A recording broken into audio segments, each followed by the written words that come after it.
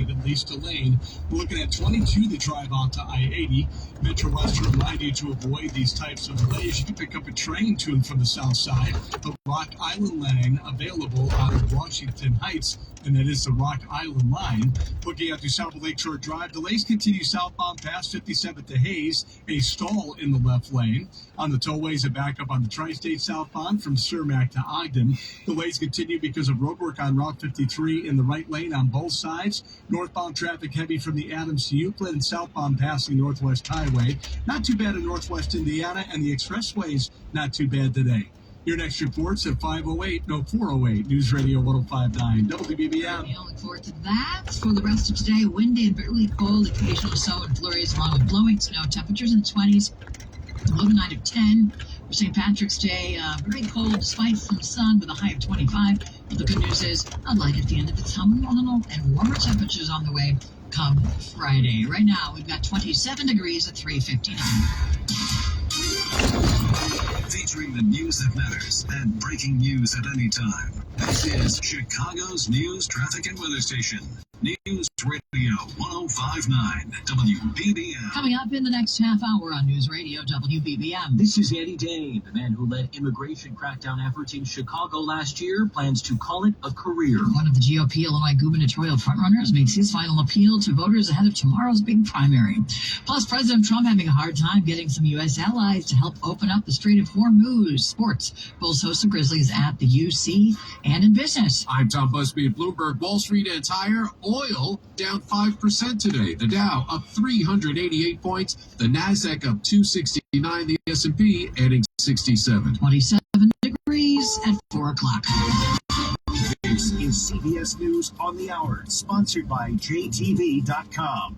I'm Jennifer Kuiper. Just in, a federal judge in Boston has blocked federal health officials from cutting the number of vaccines recommended for every child, including flu and hepatitis A and B, and says U.S. Health Secretary Robert F. Kennedy Jr. likely violated federal procedures in revamping a key vaccine advisory committee. Extreme weather hits large swaths of the country. Blizzard conditions have never been better. Reports from Green Bay, Wisconsin. The southern end of the same storm hit southern Tennessee with a possible tornado, and crews already hard at work clearing toppled trees about 2 hours south of Nashville. The colossal weather system is also blowing dangerously high winds in western Nebraska, where 2 massive wildfires are burning more than 500,000 acres of land, rivaling the state's worst wildfires. Severe thunderstorms and tornadoes are possible today from Virginia down to Georgia. Extreme heat warnings are in effect in Southern California, Las Vegas, and Phoenix. 3 weeks into the war with Iran, President Trump talks about the numbers. Should have been done many years ago. Since the beginning of the conflict, we've struck more than 7,000 targets across Iran. And these have been mostly commercial and military targets. We've achieved a 90% reduction in their ballistic missile launches. President Trump is looking for help in defeating an Iranian blockade of the critical shipping channel for oil tankers, the Strait of Hormuz. CBS's Erica Brown. Some allies have already dismissed the president's call for help. Let me be clear, that won't be, and it's never been envisioned to be, a NATO mission. President Trump has warned NATO could face consequences if allies refuse to help reopen the strait, and he's urging other countries like China to get involved, threatening to postpone an upcoming meeting with Chinese President Xi Jinping. The Supreme Court will hear arguments over a Trump administration push to end legal protections for migrants from Haiti and Syria.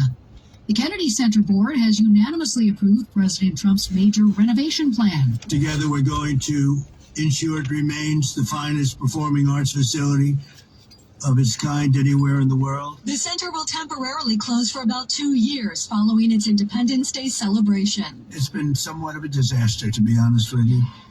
It's been let go to hell. President Trump says if he didn't take it over, it would have closed, and physically it would have almost fallen down. It was in very bad shape. Stacey Lynn, CBS News, the White House. Poland is now among the world's 20 largest economies. This is CBS News. Looking for spring jewelry looks? Find them at Jewelry Television. New customers get $20 off purchases of $99 or more at JTV.com. Chicago's news, traffic, and weather station, News Radio 1059 and WBBMNewsRadio.com. 4:03, Monday, the 16th day of March. Good afternoon. Thanks for tuning in and joining us today. I'm Lisa Fielding. We have some light snow and flurries, temperatures in the mid to upper 20s right now. That's the story for the rest of this afternoon.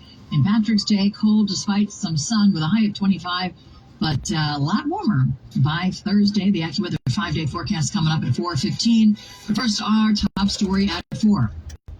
A high-profile and controversial member of the Trump administration's immigration crackdown in Chicago and elsewhere is calling it a career.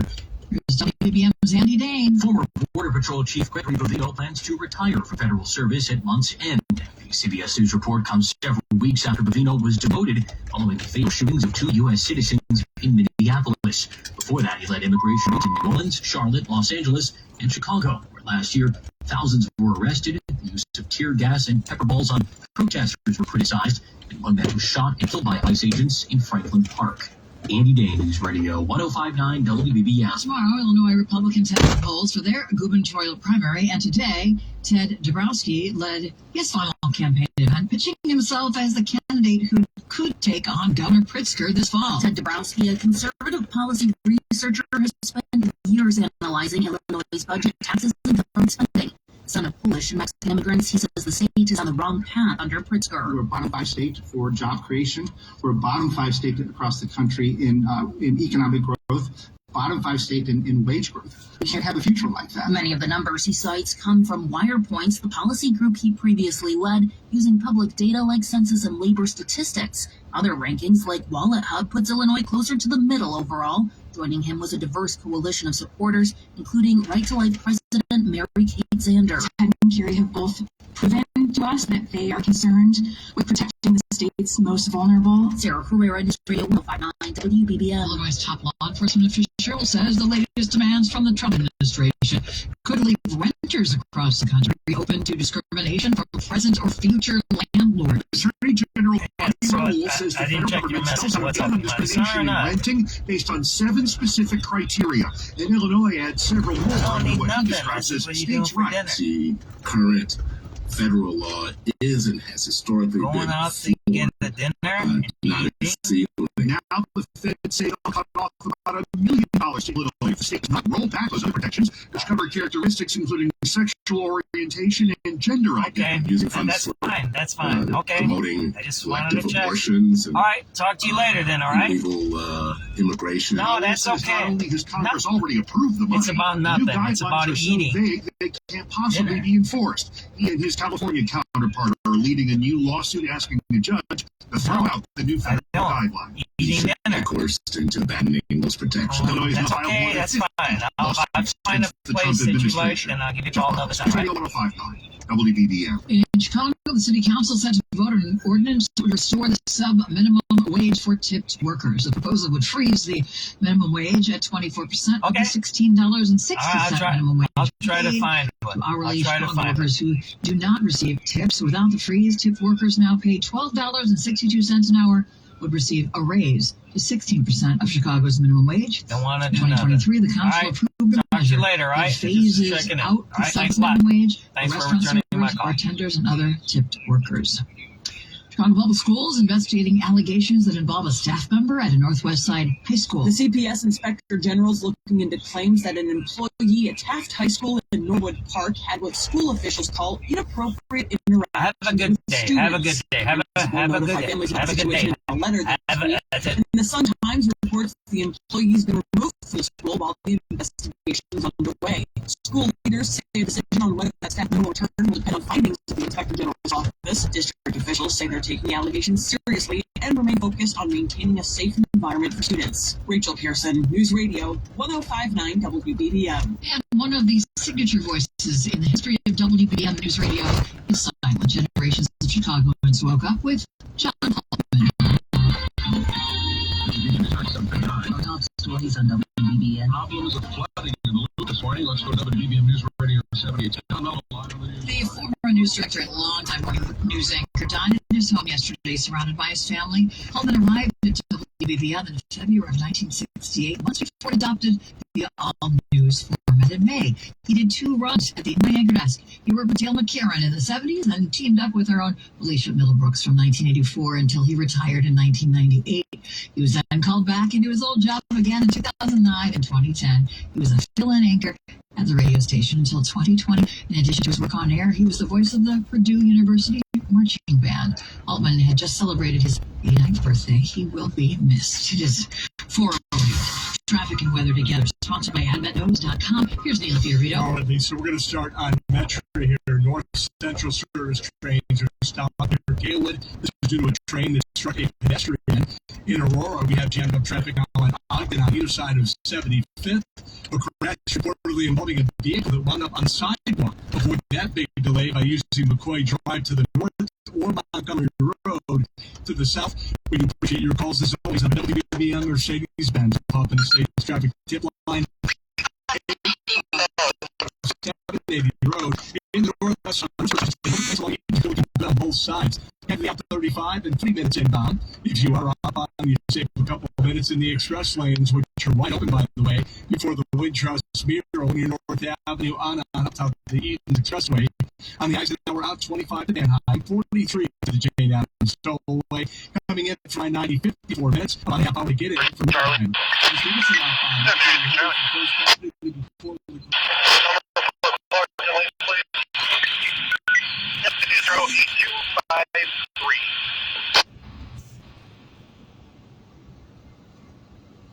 Sorry, squad. Can I get that one more time, please?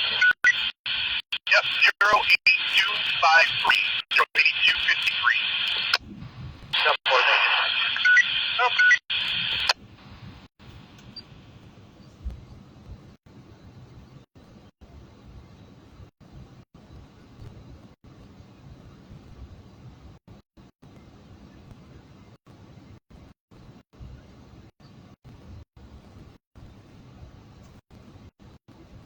What's up, everybody?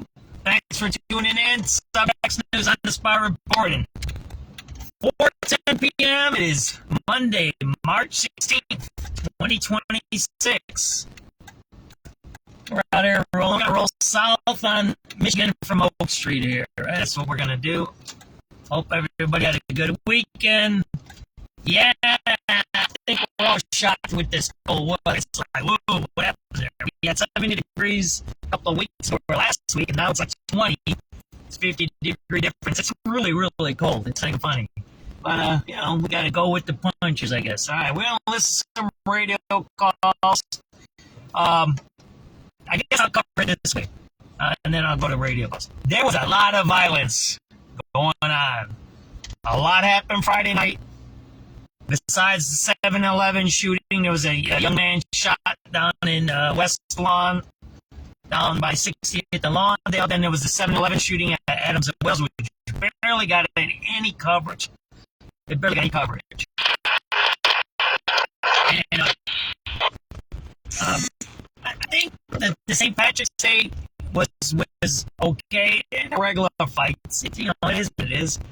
But the biggest thing on St. Patrick's Day was they closed the river walk because they can't handle security. That's why they closed it. That's the only reason why they closed it. They can't handle security. All right, they want to control. It's called kettling. They want to control people. So if they let people down there, they'll have people on top. They can't control all those. Brandon Johnson's a failure, right? He failed as a teacher, so he can't control crowds. He couldn't control his classroom, so he can control crowds. You can't.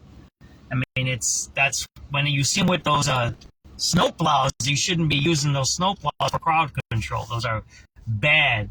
In Chicago, they don't use the snow plows for terrorist control. They use it for crowd control. Everybody knows that, and that if you study security and safety, that's the worst thing you can use for crowd control. Is trucks. That's not what you use trucks for. They're used for bombs, right? When you go, that's what they're used for, right? I mean, this is a long time. I used to do security analysis before, because I used to do security, kind of a little bit of security stuff for the union. When I was working at the union, I was part of the safety committee, right? I was the lead on that. and then Carl Hubert took over from. So I kind of knew a little bit about that stuff. But Saturday night was horrible. That was a bloodbath. 2 cops were shot. They didn't even. No one's covered the second cop shooting, off-duty cop. I think it was in the suburbs. I think they handed it off to the state police or somebody, but it's not written about by anybody. Justin from Crime Churches was on scene. Multiple people on Citizen reported it, and it was a police officer, off-duty police officer, shot at a gas station. It had nothing to do with the state police. It had nothing to do with. It sounds like he was part of another jurisdiction. He wasn't a CP officer, and so they might have handed it off to him. So I don't even know what happened. Well, why isn't it being reported in Chicago newspapers? Why isn't it reported on the Chicago Police Department's page where I get information from as a media person? I don't know. And then the sergeant got shot in her car, and then the reporting is Justin found out about that, is that the second person that he shot on 113th in Indiana, right? The cop shot on 114th, right? I forget where. Somewhere down there. It was all in the 5th district over there. One was 103rd and 23rd in Halstead. The other one was 113th in Indiana. I forget. 114th in Corliss, maybe. That's what it was. I think it was maybe Corliss. I don't know what it was. Right down. It was a cluster all around there, right? There was 3 separate incidents. 2 were related. The other one wasn't. But, Chicago sergeant was shot in their car while she was driving, and then the guy went and shot his mom. That's the reporting on that one. And then the second one was an off-duty was shot at a gas station, and that was rifle rounds, a lot of them. And then while there was arrests being made, the off-duty lost his service gun. That's known. Unless that was, because it couldn't have been the sergeant, because there's radio reports on this. The sergeant was always in her car. And that was Sergeant Lincoln, it sounded like. And then when the other guy got shot, I don't know if it was a female or male. I think the other guy that got shot was a male. The off-duty was doing something in the gas station. There was reports over the radio that they lost their service pistol, and that was a big fight down there in front of a bar over there that they said everybody hangs out at. And that was all just shot. All right, I'm sorry. Yeah. I don't know what else to do. Let's see if I can fix somehow. Let's see. Is that better, Brian? Jason, is the feed better now or not? Maybe I should check this.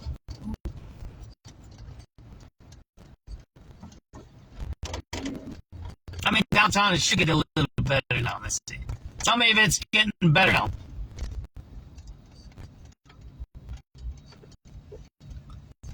Let's see.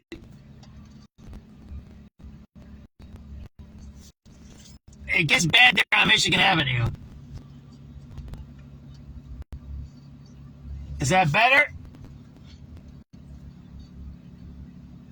It's worse. Alright, I don't know. Alright, well, I just get a little bit more. I'll see how it gets better here. Well, maybe I'll throw some radio calls on and I'll talk a little later about it. But Friday was bad. Saturday was worse. The Patrick's Day was okay. It was what it was, the regular fighting. But that's what I was going to say, right? Let's put out some radio calls. Maybe that'll clear it up, right?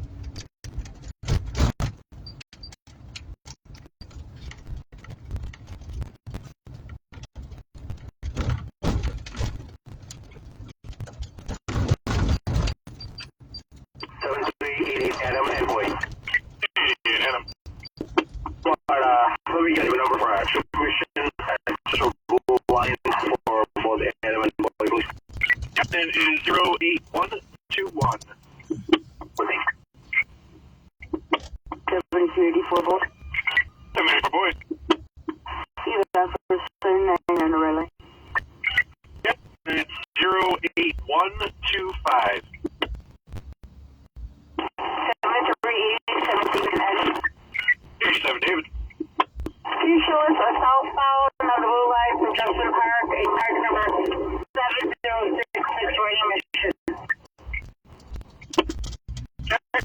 want to get to an open place.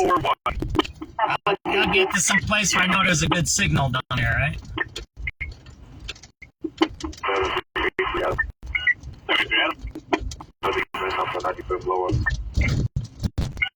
Yep, that is 08151. Henry? Henry. Could I have event number for bus number 7972 going southbound from Lancaster, Michigan? Okay, that is 08181. 786 point. Could I get an event number for both Upper Red and Lower Red Jackson? Help me one at a time here. But you can have 08185. 08185.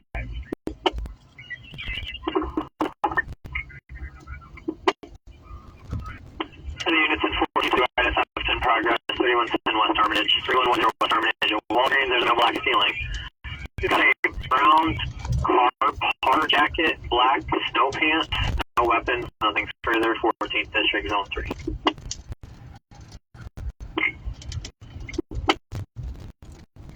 136 Charlie. 786 Charlie. Number 4, please. Yep, it is 08253. Is that better, Jason? Yeah, it's bad up there by that Michigan Avenue Bridge. Over here, it'll be a little better. Thanks for telling me.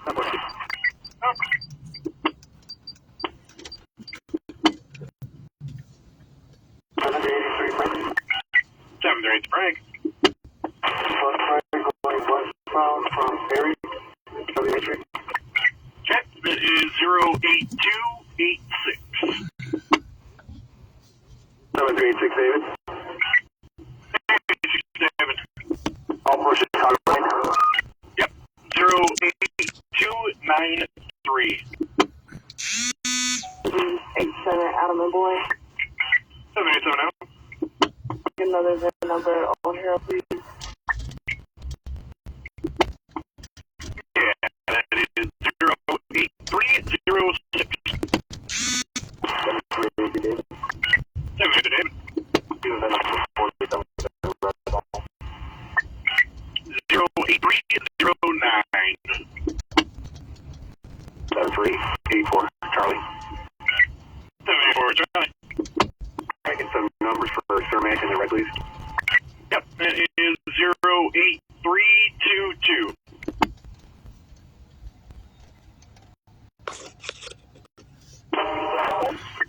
$7389. 23 boy. Alright, your boy, go ahead. What's the 79?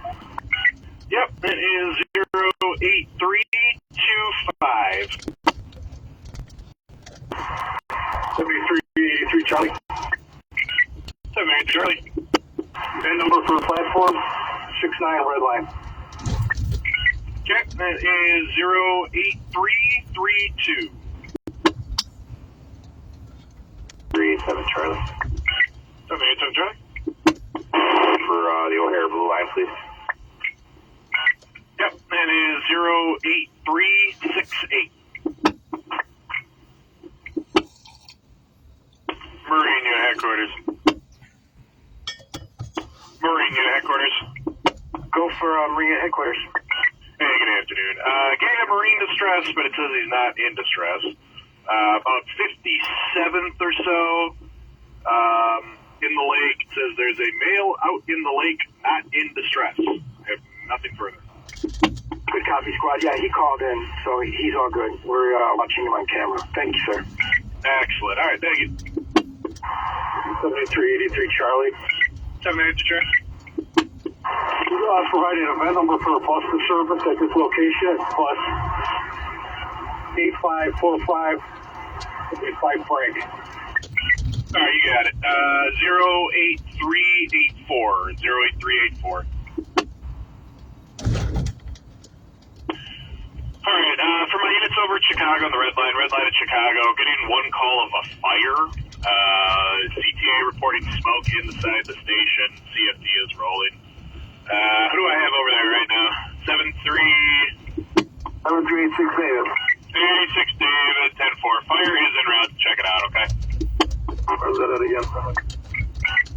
Chicago red line. Just generally in the station, it says Marine headquarters. Go for Marine headquarters. Hey, good afternoon.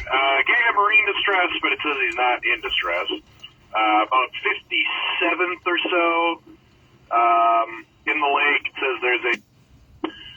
Alright, for my units over at Chicago on the red line at Chicago, getting one call of a fire. CTA reporting smoke inside the station. CFD is rolling. Who do I have over there right now? 7386 David. 86 David, 10-4. Fire is en route. Check it out, okay? Where's that at again? Chicago red line. Just generally in the station, it said some smoke. Just another thing. Just said in the station. Didn't give a specific Fire location. inside Chicago red line station. CFD on the way. 7391 David. 7391 David. Going back to the first district from Insight, 300 starting on the mileage. Yeah, ready. That is 1622 on the clock. 01 Sam is going to be the northbound track in the tunnel. I got a stall northbound train right now. Run number 820. Alright, 10-4. 86 David, it's going to be downstairs, northbound track tunnel, okay? Okay, be there, 10-4. Which one? Run 820, right? The northbound track in the tunnel. I got a stall northbound train right now. Run number 820. Alright, 10-4. 86 David, it's going to be downstairs, northbound track tunnel, okay? Okay, be there, 10-4. 7386 boy. 786 boy. Boy, could I get a unusable service that's Jackson and Red? You can make it on 5 please. Alright, 10-4. That is 08433. 08433. 7383 Adam. 10-9 Adam. The friends up for 95th officer. There you go. The bike lane's flooded. You see that there? Take 08437. 08437. See the flooded bike lane there? How are you going to use the bike lane when it's flooded? You can't. That don't make no sense. But they spend the millions on the bike lane. And it's messed up. Yeah, we got nothing at Chicago. I believe it's coming on the stop north of here. Clark Division. Okay, 10-4.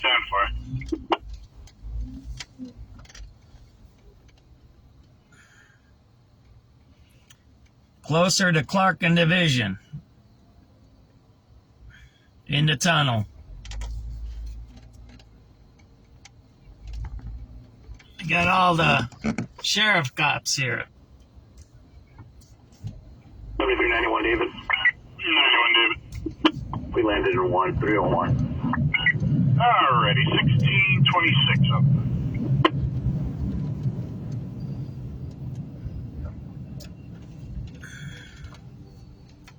These are all sheriff. There's a sheriff substation right there. Does that sound better, guys? There you go. It's a sheriff substation. They put a substation here because there was so much crime here. They busted 8 or 9 guys for drug trafficking conspiracy here. Oh. And you can see the guys hanging out by the front. This is where we started out Friday. There's a fight here inside, I heard, with a staff member. And the guy attacked them as the white drug addict, right? They come here to steal, right? 383 Henry. That's what they do. 383 Henry. They steal and when... For bus number 1315 going northbound on Michigan from Cermak. Okay, that is 08470.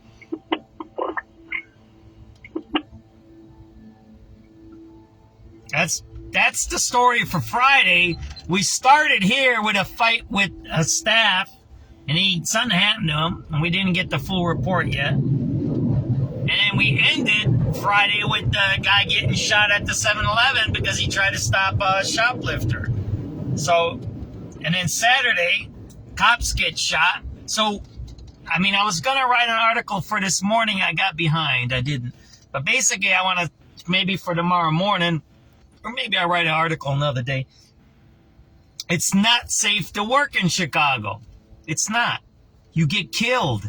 You can't confront the criminal because the criminal, one, don't care about the law. Third, he can do whatever he wants because he knows it'll get dropped. There was cases, if you read CWB today, I'll try to post it on our page, where the prosecutors dropped a double murder charge against somebody. Double murder. There was another case they dropped and the guy was on the video. They have him on video doing the act. And then prosecutors dropped the case. Oh, we're gonna repost those things. You guys heard about the guy that was found in a suitcase and they didn't call it a homicide. Yeah. Found in a suitcase in Pilsen and it wasn't a homicide. Imagine that.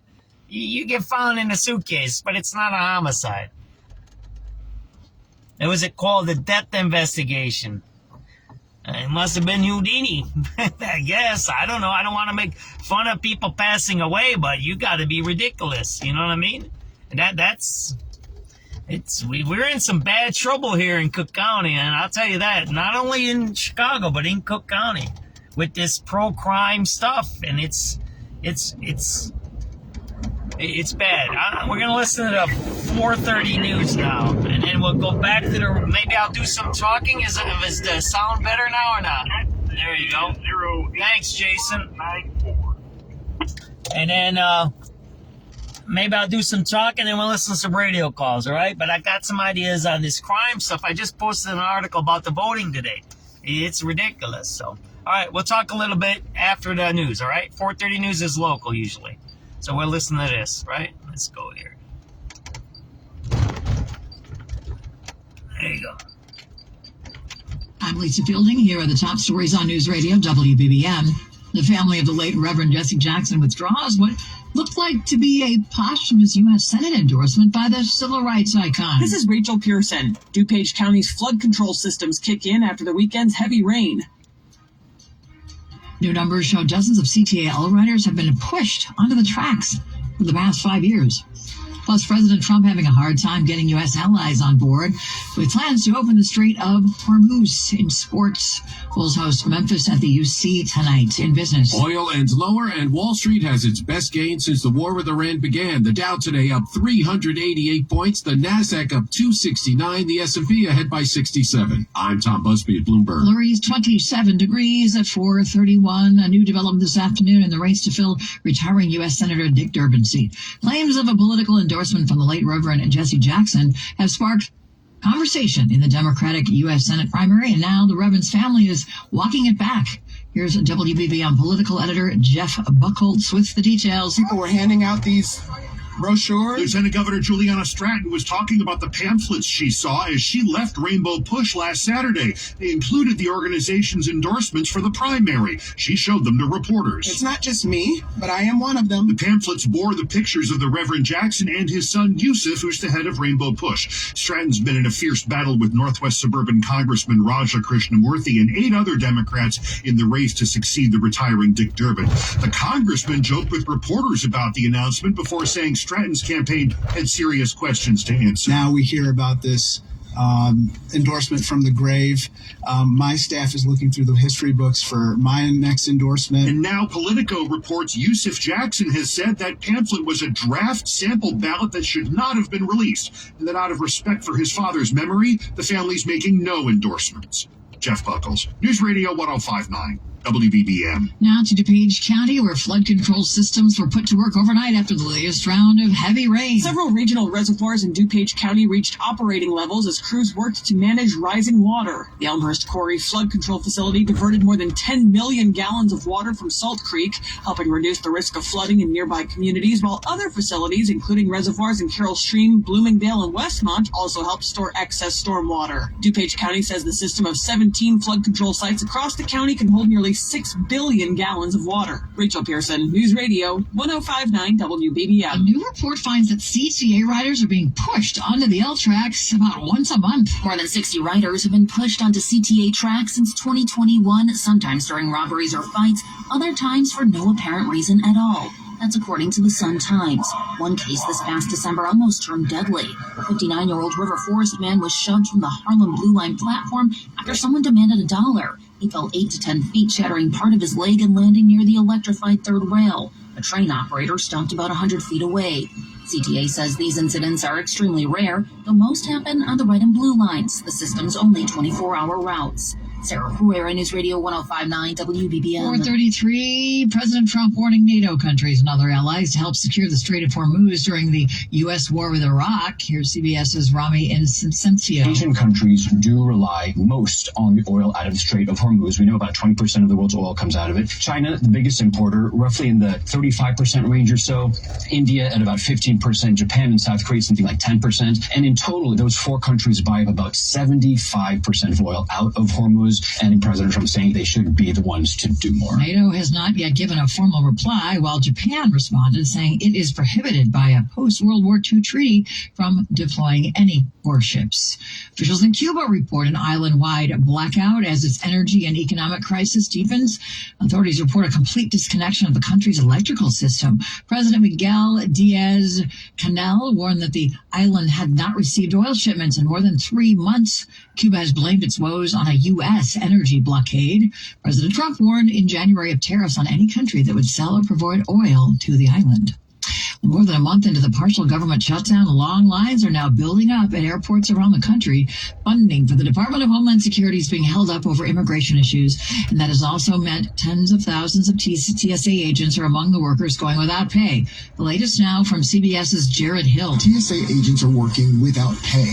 On Friday, they missed their first full paycheck since the latest government shutdown began a month ago. In that time, call-out rates have more than doubled, and more than 300 employees quit. Many are coping with eviction notices, vehicle repossessions, empty refrigerators, and overdrawn bank accounts.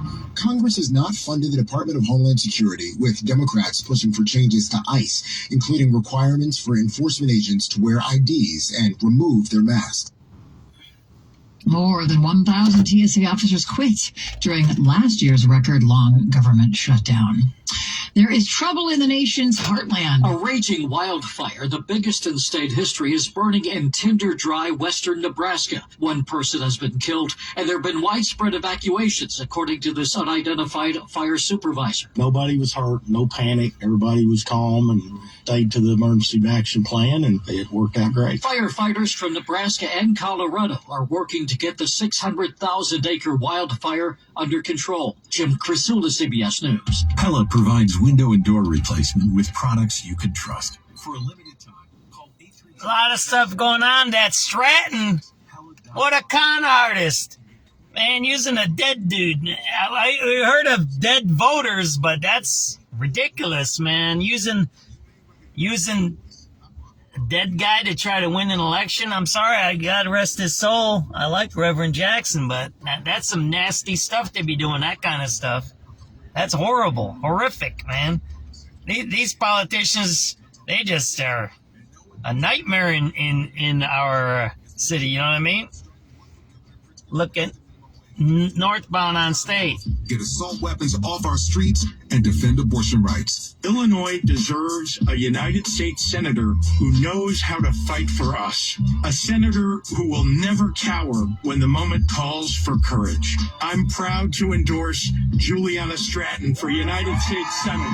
You heard them. Now it's time to vote and send Juliana Stratton to the U.S. Senate. Paid for by Illinois Future PAC. IllinoisFuturePAC.com. Not authorized by any candidate or candidates committee. Illinois Future PAC is responsible for the content of this advertising. I'm a wife and the mother of 2 kids. And when I get to work in the precinct house and put on my uniform, they're not going to get free airtime from me for their commercials.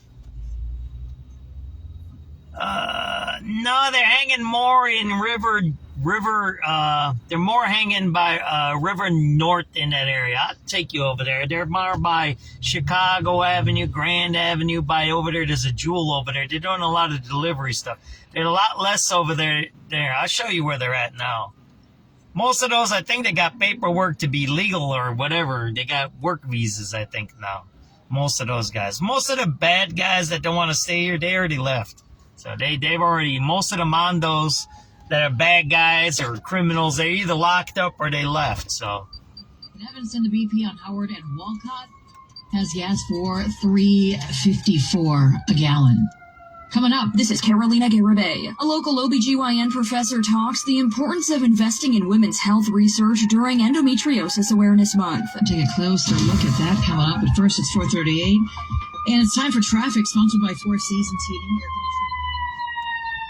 that's all you got is sirens and cops. And it was bad on the radio calls Friday night. I talked about the 7-Eleven shooting. So remember, bookend my reporting from Friday. There was something happened with a clerk at the Jewel, and something happened with a guy over at 7-Eleven when I ended. People are getting tired of these criminals, and people are standing up to them, and the criminals don't care, and then they're violent. Remember what happened during COVID and the Kia? Remember when the Kia boys started? What all the liberals said? You know what they said? Oh, it's insured. Why are you fighting it? Let them steal your car. That was the liberal shtick. Oh, it's, blah, blah, just kids. They're blah, blah, blah, whatever. Why are you fighting them? Give it to them, right? In fact, if you look at, it's pretty sick. If you look at Chicago Police Department, releases of the crime, right? When they have robberies or crimes or these things, they say, don't fight it, give it to them. Basically, the Chicago Police Department is saying, give them your stuff. Seriously, that's what the police say. And I know you say, well, yeah, I should. I don't want to get harmed. But here's the point. When is it going to stop? When is it going to stop when there's 5 burglaries in one night? And they're driving around all night at 3 a.m. like there's no cars. Here, look, we're on State Street right now. We're looking north. We're at 227 South State, right? We're at 227 South State. We're looking northbound on State Street. It's 4:40 p.m. Okay, it's rush hour. You can say, oh, Monday is COVID day. That's what everybody says. It's Monday is a COVID day. Monday's COVID day. Yeah, COVID's been over like for 5 years now. I think it has been. That's Adams up there that we're watching right there. Adams is right there, okay? Jackson's behind us. So we're in the middle of downtown. This is the middle of downtown Chicago, the 3rd largest city of the United States of America. What do you see? You don't see nothing. There's zero people walking. You can say it's cold. I'm like, yeah, what does cold have to do with downtown? It has nothing to do with because it's cold. People aren't outside. I don't get that. You don't see anybody, right? You don't see any cars. It's empty. So here's the thing that I want to say about the emptiness. How empty do you think it is at 2 in the morning and 3 in the morning? It's completely empty. The whole city's empty. I've been watching the city for a long time now. At 2 or 3 in the morning, man, look at all those cops here, man. Look at that, right? Look at the cops right there. You see that there? Look at that. There's a whole bunch of them. I don't know what they're watching for, but they're there. There's a whole bunch of them. I guess they're watching the abandoned buildings. You see those guys there? There you go. They're not on the west side where the drug dealers are, right? There's some drug dealers downtown, too, so maybe they're chasing them. I doubt it. So one time I told the cop, I said, what about that guy doing drugs? They said, how do you know he's doing drugs? I said, you can smell it. You go, did you taste it? Or smell it? They said, did you smell it or did you test it? They said, I said, what are you talking about? Whatever. I'm digressing now. Let's stay on topic here, right? So if there's nobody here in the middle of downtown at this time, right? Look at that. See that there? So at 3 in the morning, imagine how many people are here. There ain't nobody here. And imagine in a neighborhood. There's no one in neighborhoods. And these guys go smashing into places, taking the ATMs, crashing into windows and all that. And then they drive around. And they got something called LPRs, license plate readers. They have pod cameras. And all of these things have sensors on them. People don't have to watch them. They have automatic sensors. I mean, that's an old technology. That's close to 30 years old, that technology. That means when something passes it, it records it. Some turn on, some are constant videos. But when something passes it, it records the event. That's how these things operate, all right? So imagine it's 3 a.m. and you got these guys smashing into these stores, stealing stuff, right? And they do it once, twice, 3, 4. Sometimes they do 4 or 5 stores. One time last year on Higgins, they hit 7 stores in one night. Are you telling, where's the cops at? Do you see where I'm talking about this?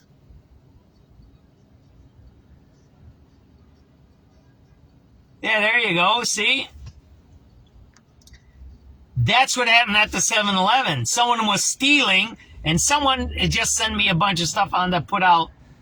I got to talk to her who it is. People know who got shot, and it sounds like it might have been a good Samaritan that got shot, not a clerk. I got to double check this, though. I don't know. But someone tried to stop the shoplifter at 7-Eleven at Adams and Wells, and he was shot. And here's the whole point I'm trying to say here. We have all this technology, and at 2, 3 in the morning, you don't know where these people went? You don't know who they are? That's a lie. A guy shot somebody here in downtown, and you don't know who he is? There ain't that many people in downtown. I was there. I covered it. There's nobody walking around. There's no one walking around. You have all the cameras. You know exactly where he went.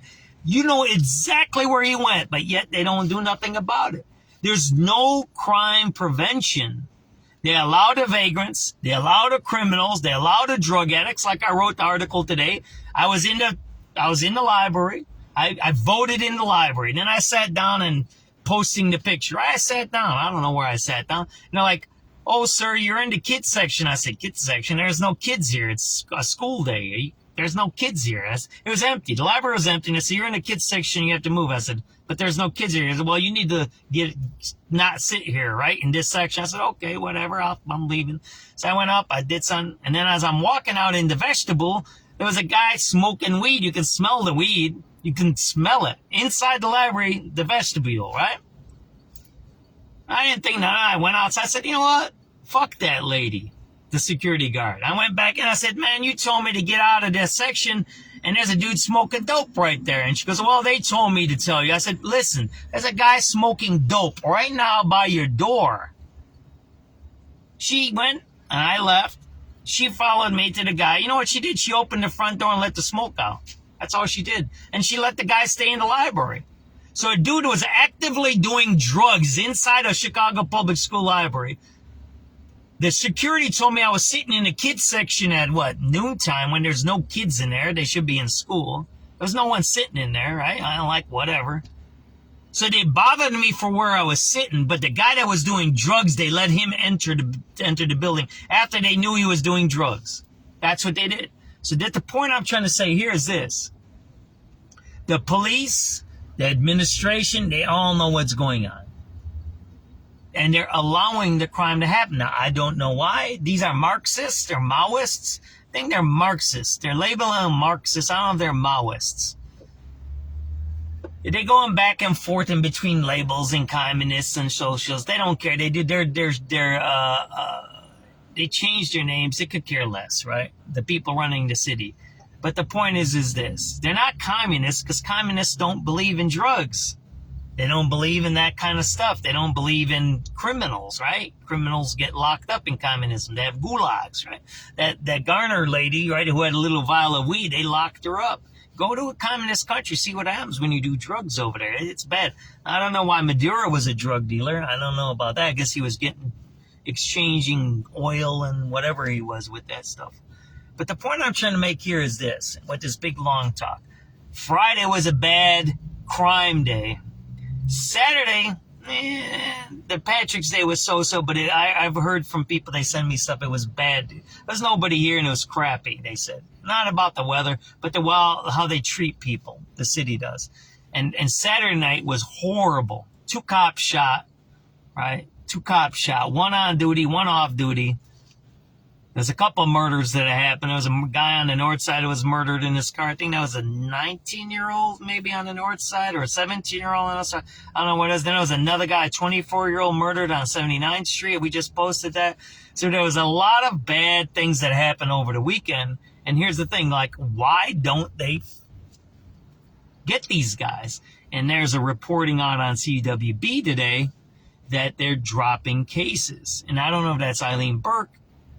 I haven't looked up the cases on what Tom wrote on CWB, and I have to check it. And then you just seen this reporting, right? Everybody just heard this reporting, right, on the Sun-Times. That people are getting pushed onto the tracks more. And we just heard the Eileen Burke statistics that domestic murders have gone up. So they've been lying about what? The crime. And that's bad. It's one thing if they're doing, I don't know what type of, I don't know how you would call it, non-policing or whatever they say they're doing. But it's bad if they're lying about the statistics and telling us that we're safe, right? That's not good. Here, this one. Look up this article on CWB. See, right? There you go, that one. Right there. They went around the prosecutors and they were still dropped. The charges were dropped. See that there? Remember the O'Hare shooting? I just put it up there. That O'Hare shooting, that was the anniversary last week. The guy with the AK-47. Guy goes to the O'Hare airport with AK-47. He's on video. They got a lot of video out there. They got videos on the roads. They got videos in the airport. They got all videos. That's a whole videotape there. You're not doing anything in the airport or any municipal facility without being taped from coming to going. They dropped that charge. Imagine that. AK-47. Machine gun attack. AK-47. Case was dropped. Look it up. Here it is. It's right here. Right there. Look it up. CWB. There you go. Right there. And there's a double murder charge dropped. Huh? So the police did their job. The police even overrid the prosecutors and said, no, you have to charge these guys. And when they went to court, they dropped the case. Huh? So it's beyond whatever you're calling it, treatment traumas and blah, blah, blahs, right? It's actually allowing criminals to roam free. And that's why I mentioned that about the driving, these burglaries, right? I watched that. I've been watching that a little bit. If it's 2 or 3 in the morning, there's no one driving. So you have all these pod cameras, you have all these plate readers, you have all of this technology. All that, you even have pings. You know, they can get the pings of phones without a warrant. It's just pinging. You can talk to the phone company and say, we want to know what's pinging there. They can't give you the actual phone number, but they can get the pings, and when they think it's the person, then they get the warrant for that. That's how they work it, right? First, they see this probable cause. They say, yeah, there's a bunch of pings there. We had a bunch of stuff happen there. And then we need it. That's how they got that murderer, the quadruple murderer out in Utah. He killed those college kids. Remember that? That's how they did. They did through pinging. First, they check. Then they get the warrant. And then they get the number. That's how they do it. That's modern police work with technology. So, think about it. You got these guys running around 2, 3 in the morning smashing into places. They have stolen cars. There's a bunch of cars. They're driving in areas where the businesses are closed. So you have intersection cameras, you have pod cameras, you got plate readers, you got all this technology, but somehow you're just driving around smashing into places and nothing happens. So what I'm starting to think is we are so unmanned. And that's why those shootings happen over the weekend, the bad ones, that they're covering it up. And when I showed you guys the shooting over on Chicago and Holman, remember that one where the guy crashed into the CTA bus? Now the family wants to sue Chicago Police Department. Everybody knows that one, right? They put out some statement. You unlawfully killed our person because he was in a stolen car shooting at people. He crashed into a CTA bus, ran over somebody, and you should not have killed him. He was not dangerous. That's what the family's saying. Yeah, that's what the family's saying. So the point I'm trying to make here is we have all this technology, yet we're not using it to stop the crime. Why? There's 3 policies that Chicago police have passed that I've been tracking, and there might be a couple of more new ones. One, you are not allowed to arrest any teenagers. 0. There's a policy on no arresting teenagers. Period. It's a policy. You can read it. If you want to take a teenager into handcuffs, it has to be approved. Secondly, there's no chase policies. Cars and foot chases, none. They've been starting to do a little bit more of them lately. I've been hearing of those. The last month and a half, 2 months, they've been doing foot chases and then getting the approvals later. I got to figure out why that's happening, but I think I know why. But there's no car chase policy. They just lost a $20 million case on that. And that's been instituted since Lightfoot's time. So basically, if a car leaves you, you can't pursue it. You can track it. You can get the helicopter, but you can't go after it. You can't. It's a policy against you. You cannot do that. There's a policy forbidding. That's why they lost the $20 million the other day to a family that lost their loved one. The police didn't kill the person. The criminal killed the person, but the police have the policy that says you cannot pursue. Since they pursued, now they violated the policies. That means you're guilty, and the city has to pay over $20 million.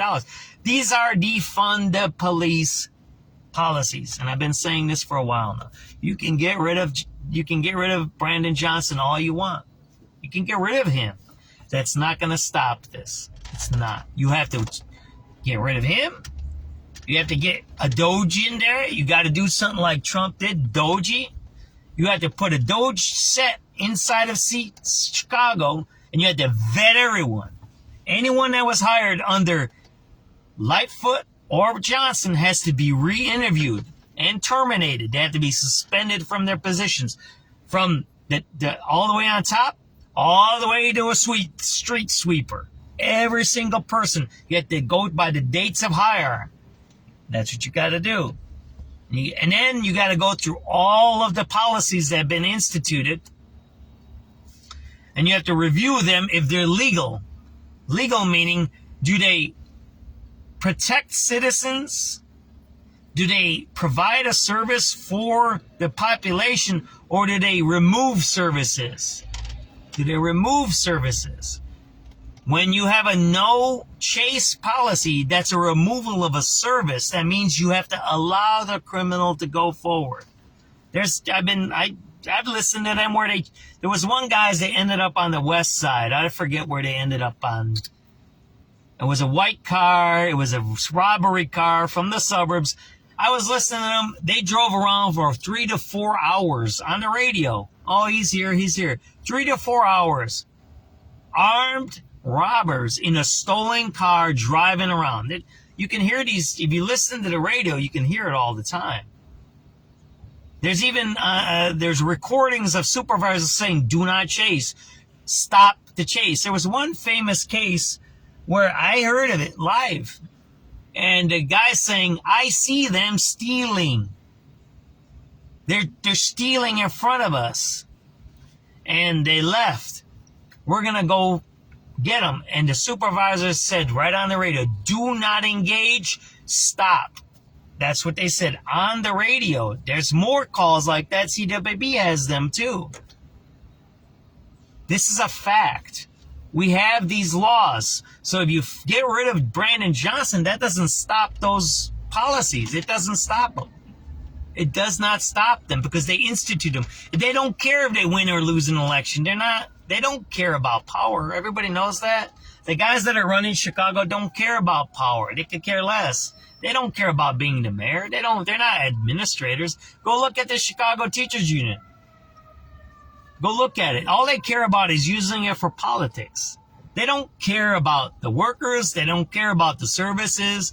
They don't care about the union. They don't care about the city. They care about what? The resources for power, which is money and staff. I had multiple fights when I was in the Chicago Teachers Union. I filed grievances and unfair labor practices that they were using staff for politics. I said, you can't do that. You can't force us to work for politics, especially if we're not believing in it. And they said, yeah, we can, and they couldn't. And we're told they couldn't. They're doing the same thing in the city. That's what they're going to do. That's what they're going to do now with the election coming up. The mayoral election is coming up. Everybody knows that, right? So the reason I'm telling you this, all of this stuff, right? It goes all the way back to what? Saturday night. You got guys shooting at cops. You have reports that aren't being made. You have crimes that are not reported properly. You have a guy that was in a suitcase. Found in a suitcase that wasn't investigated as a homicide. Did I tell you the dates of that one? They found the suitcase with a dead body October 7th. All of a sudden, the coroner last week, this is when, I don't know how CWB Tom got the information. If he got through a FOIA, they released it. That's a pretty obscure case to follow. They said, oh, they finally said it was a homicide. Well, wait. October, November, December, January, February, March. That's 6 months later. You finally now are going to investigate it as a homicide? 6 months. Imagine that. 6 months later. They wrote about it in that article. They said that's how they do their clearances. They said at one point they said they have an 87% clearance rate. You know what CWB said? That's almost impossible. There's no police station that'll have that high of a clearance rate. It's impossible. It doesn't exist. You can't do it. You can't do that. It doesn't exist. That means there'd be 1,000 people in prisons right now. You kind of get it? That means that you'd have the convictions. If you had that much clearance rate, you'd have that many convictions, right? And you don't. That's the point. All right, it's 5 o'clock, and this is the 5 o'clock news. Then we'll do some radio calls, okay? Thanks for listening to me. I needed to get that out because it's related to all the crime that happened over the weekend. And if it doesn't get worse or does it get better, I don't know. It depends on the violence, right? It depends. We're going to have a drug war here. Everybody knows the drug war might be up here, right? After they killed that guy, El Mucho or whatever, El Macho or whatever his name was, the last guy they just murdered of the new cartel or whatever that was, the new order. There was guys from the CIA and the ATF guy, I think. It was on Channel 9 or something. He was clear. Because it's going to start a drug war up here. You'll see. And it's going to be in the summer. All right, let's listen to the news. Children be vaccinated against flu, rotavirus, hepatitis A and B, some forms of meningitis, and RSV. And the judge ruled Kennedy likely violated procedures when he changed the members of the vaccine advisory panel. The judge halted their appointments and put any decisions they made on hold. Heather Bosch, CBS News. Health and Human Services spokesman Andrew Nixon says HHS looks forward to the judge's decision being overturned.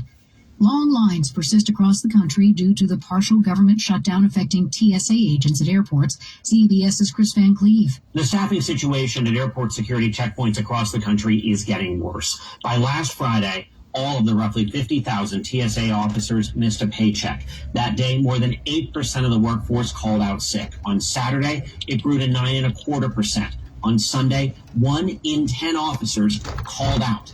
Having more than 10% of TSA screeners out sick is about 5 times a normal day. FlightAware reports over 9,600 delays today and more than 4,100 cancellations in the U.S., partially due to weather. President Trump is encouraging other countries to help reopen the Strait of Hormuz. The president said while some nations are ready to assist, some are very enthusiastic about it. He criticized other U.S. allies for their lukewarm response. Some are countries that we've helped for many, many years. We protected them. And once again pushed for their support. These people literally needed 95% of their energy or their oil comes out of the strait, and they should be in here very happily helping us. Stacey Lynn, CBS News, the White House. The severe weather threat across the east has weakened for the rest of the day. Frost and freeze alerts are going up in the southeast over the next couple of days. Meantime, the southwest is in for midsummer-like heat. Places in the American Southwest will see record March heat later this week. It will reach a staggering 110 degrees in places. These men live in Phoenix. It's too early. I'm not ready for hot weather. Let's give us a break. Way too early. It's nice to get a reprieve from the heat for a few months, and it didn't happen this year. Major League Baseball spring training games in Arizona have been moved from afternoons to evenings this week because of the hot temperatures. Jim Crisilda, CBS News. This is CBS News. It's one of the most... Don't forget, there ain't no climate change. We went from 70 to 20, and now it's 110 down there. That's not climate change, no. What causes it, that should be debated. But there is climate change. So if you're still in denial,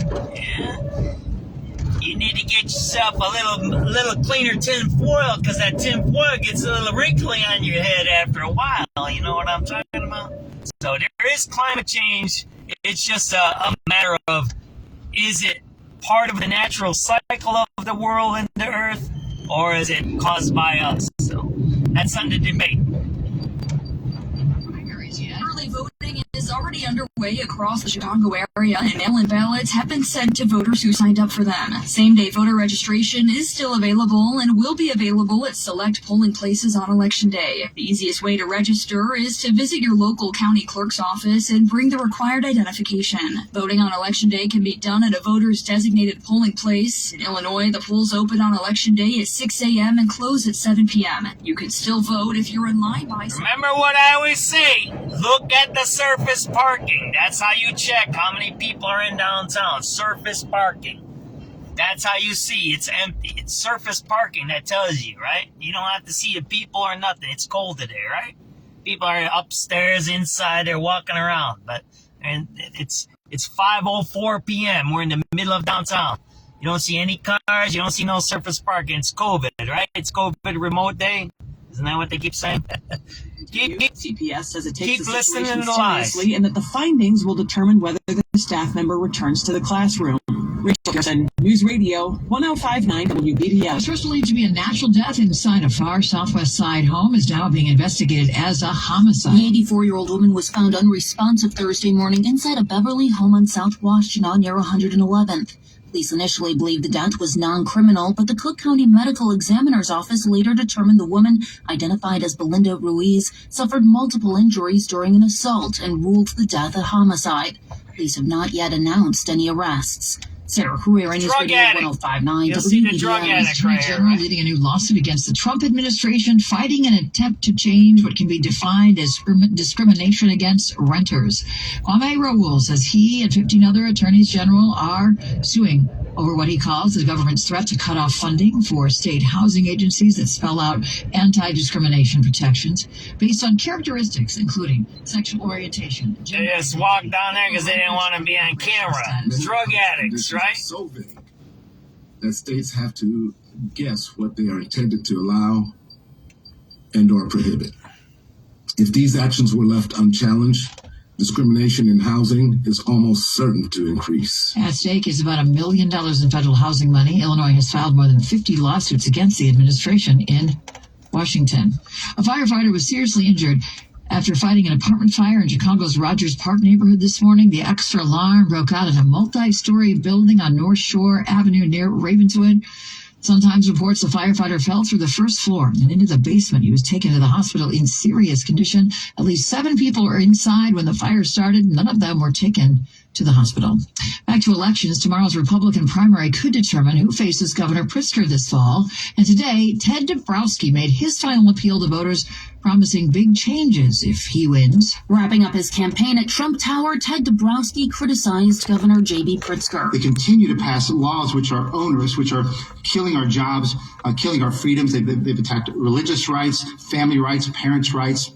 and it's made it just way too difficult to operate. Dombrowski, a conservative policy researcher, has spent years analyzing Illinois' budget, taxes, and government spending. He says the state is on the wrong path under Pritzker, pointing to high taxes, population loss, and slow job growth as proof the current administration isn't delivering for its residents. Dr. Carrie Mendoza is an emergency physician and Ted's lieutenant governor candidate. I'm also part of the Mother Coalition, who during COVID saw politics seep into our school curriculum and saw a lot of extremism happen. Sarah Herrera, News Radio 105.9 WBBM. And local election officials say early voting numbers for the 2026 Illinois primary election are already higher than previous midterm years, according to the Chicago Board of Elections. As of Sunday, about 160,000 ballots have been received for the primary so far. Of those, about 82,000 early vote ballots have been cast. Another 78,000 vote by mail ballots have been received.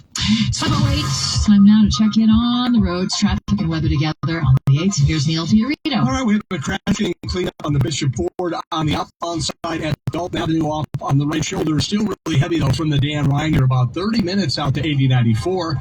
Metro wants to remind you to avoid these types of delays. You can pick up a train. The Metro electric line available out of Riverdale.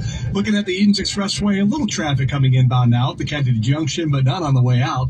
On the Kennedy Expressway coming in, heavy traffic between Cumberland and Ogden. 43 to drive in from O'Hare, 25 off the junction. Going out to the airport, about 35 minutes to O'Hare in total. Not bad at all. On the Eisenhower, nothing major either. Some delays outbound and spots from Sacramento to First Avenue. 23 minutes to Manheim, 41 to Jane Adams. You have breakdowns coming in from Manheim to Des Plaines and Western into downtown. 43 from I-90 and 25 in for Manheim. On Stevenson, not real bad at all. We have some delays out, Damon to Cicero, and then from the Tri-State to County Line, but nowhere near as high as the travel time should be. About 36 out to 355. Coming inbound just a little slow past Damon to the Dan Ryan ramp. On the Dan Ryan, you're 23 out and 16 in. I-57 is moving along okay. Along the lakefront, you have traffic on DuSable Lakeshore Drive south past Michigan and Chicago in Graham Park and past 57 to Hayes. Delays northbound before Balboa to Jackson. Navy Pier to Chicago is heavy as well. Word of a crash now on the Tri-State to watch for. Northbound right around Balmoral. Traffic is getting heavy from the Bensonville Bridge. Crash cleanup on the Jane Addams eastbound right around Barrington Road. Just past that. Everything off on the left shoulder. Route 53, roadwork delays continue on either side of Kirchhoff. That is long-term work in the right lane on both sides. No delays in the southwest burbs along I-80 and in northwest Indiana. Just a slowdown on 894 eastbound between the state line and Indianapolis Boulevard. From the Metro Traffic Center, your next report's at 5:18. News Radio 105.9 WBBM. For tonight, mostly cloudy. Evening flurries possible with a low of 10. St. Patrick's Day, Election Day. Very cold despite some sun with a high of 25. Could get another dusting or a coating to an inch tomorrow night of snow with a low of 22. Then warming up for Friday. Let's skip a couple days and get right to the 60s, shall we? Warmer Friday, clouds and sunshine with a high of 63. 28 at O'Hare now, 22 Aurora, 28 Lakefront at 510. Wow, this is a paid political announcement. We ain't gonna do no political. I voted, by the way, today, so I'm done. And remember I said it's the first time I ever voted for a Republican was Trump in my whole lifetime, that last election. I didn't vote for the Democrat. I didn't vote for the Republican ticket. I still pull the, in Chicago, it's slate, right? It's Democrat or Republican. You got to declare, right? If you go nonpartisan, you don't get to vote for anybody. So today, and I'm announcing it here, right, on SubX, is the first time I pulled the Republican ballot. So Trump was the first time I voted for a Republican in my whole life.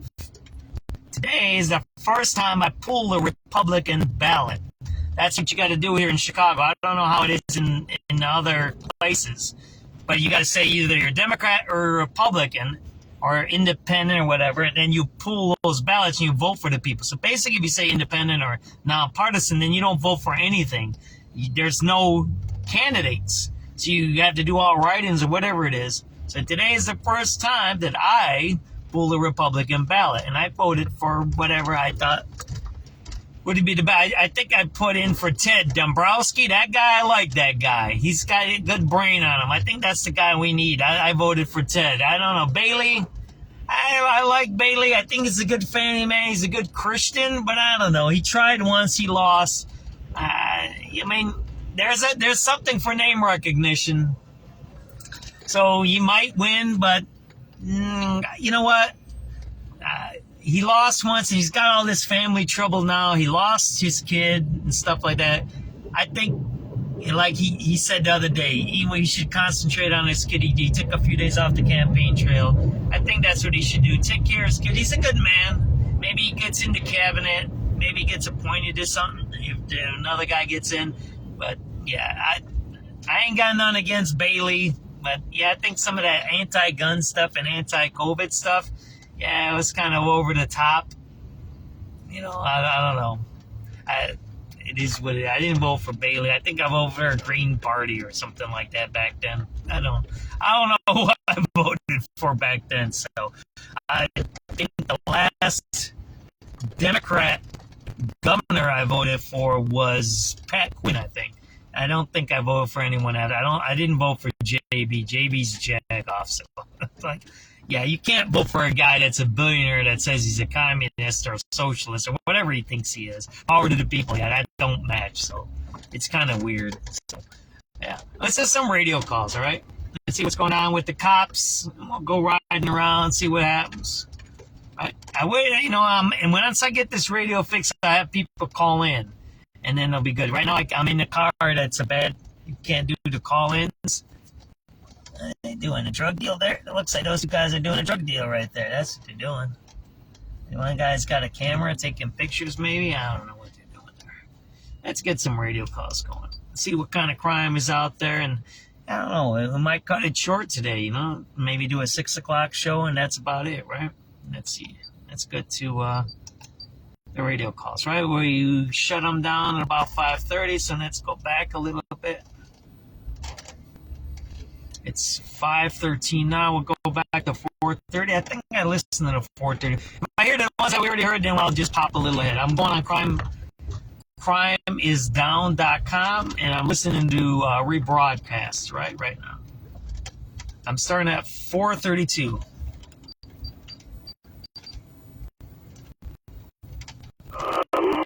Well, we have it's clear enough. 11 citywide, we have a criminal trespass in progress. 2910. 383 Henry. 783 Henry. Flag have red number for bus number 8408 heading southbound on Michigan from Chicago. 386 David. 786 David. Chicago red line, please. Yep, it's 08977. 383 Henry. 783 Henry. Flag have red number for bus number 8408 heading southbound on Michigan from Chicago. Check, it is 08980.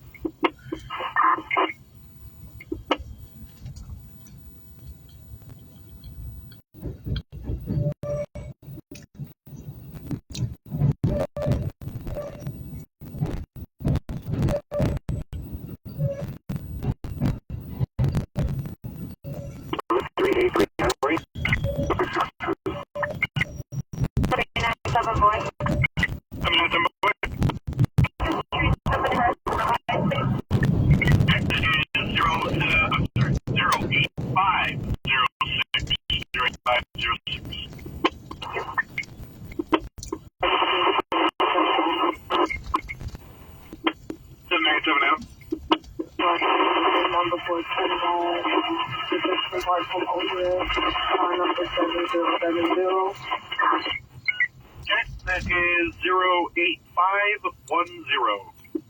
7386 Charlie. Can I get a number for clinic? That is 08514. Unit 11 and citywide, we have a criminal trespass in progress. 2910 West Harrison Street, 2910 West Harrison Street. Caller sees two people trespassing. Already have several reports on that. Male and female in the hallway refusing to leave premises. Male, heavy set, black jacket, gray shirt, black hat, leather coat. Ida B. Wells, right? 3212. Well, hey, can you check 2600 south in the northbound for a black Chevy Malibu. Her bumper came off, and she's looking for some traffic control. Ida B. Wells, 5:16 p.m., March 16, 2026. You see that. People out here in cardboard boxes in the middle of downtown. Look at that. What you got there, man? Those are cardboard boxes.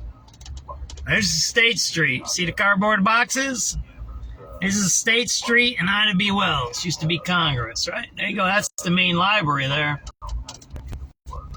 There you go. That whole building's empty. Robert Morris University, that's all empty there. You could put all those homeless people in there and have plenty of room. But they don't.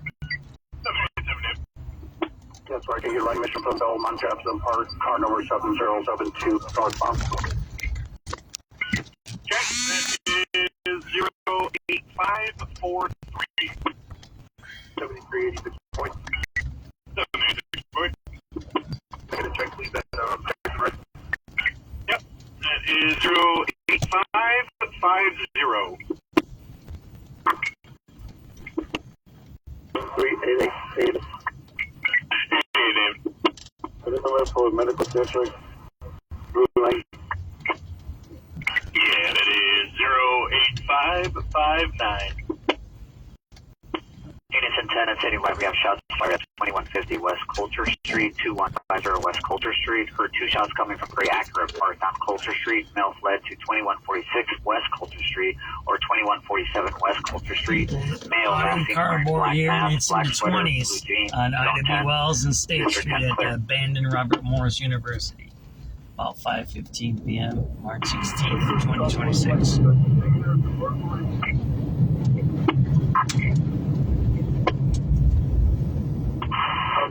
7386 Charlie. 786 Charlie. A5, can we get one number for Clark and Lake, please? Yeah, that's 09023.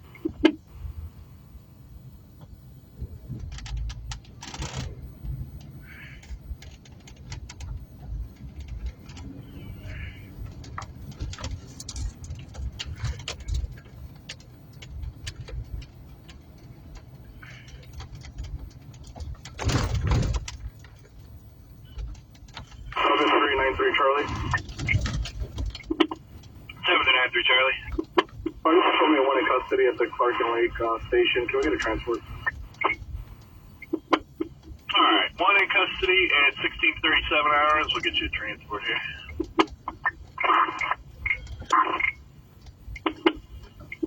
Here's a foreign two hours with death in progress at 2578 Street. 3 males medically stolen in an abandoned building. A male superintendent wearing a red police sweater, gray jeans, and 2 males standing black hoodie, green Adidas sweat. Still details and follows on it. 383 Adam. 783 Adam. Good number for 95 Lower. Yeah, that is 08626. 783 Frank. 783 Frank. Let's pray found from Hamilton Avenue, 79th Street. Okay, that is 08652. 7387 David and Ivy. 87 David. Could have read a notice at the Blue Land Station at Just Park. Okay, that is 08668. Victor. Yep. 7387. 7387 out. 87 regular 7387. Can I get a trip mission event for Jefferson Park? Yep, that is 08677. 89. 8387 Charlie. 87. There's another number at you'll hear from the line. Yeah, that's 08696. 7383 Adam and boy. Down there, Jim. Please show clear. Alright, number.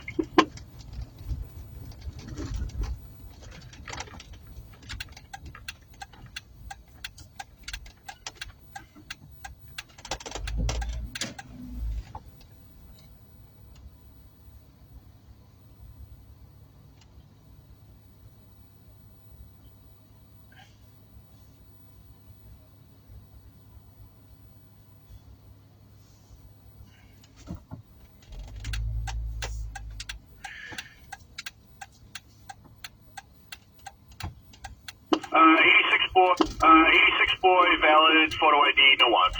Could I get the event, please?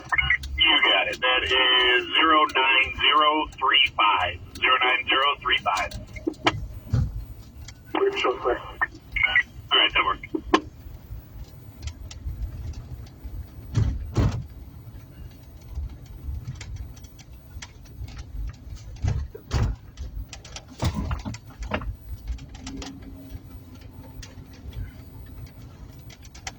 We're so clear. All right, that works.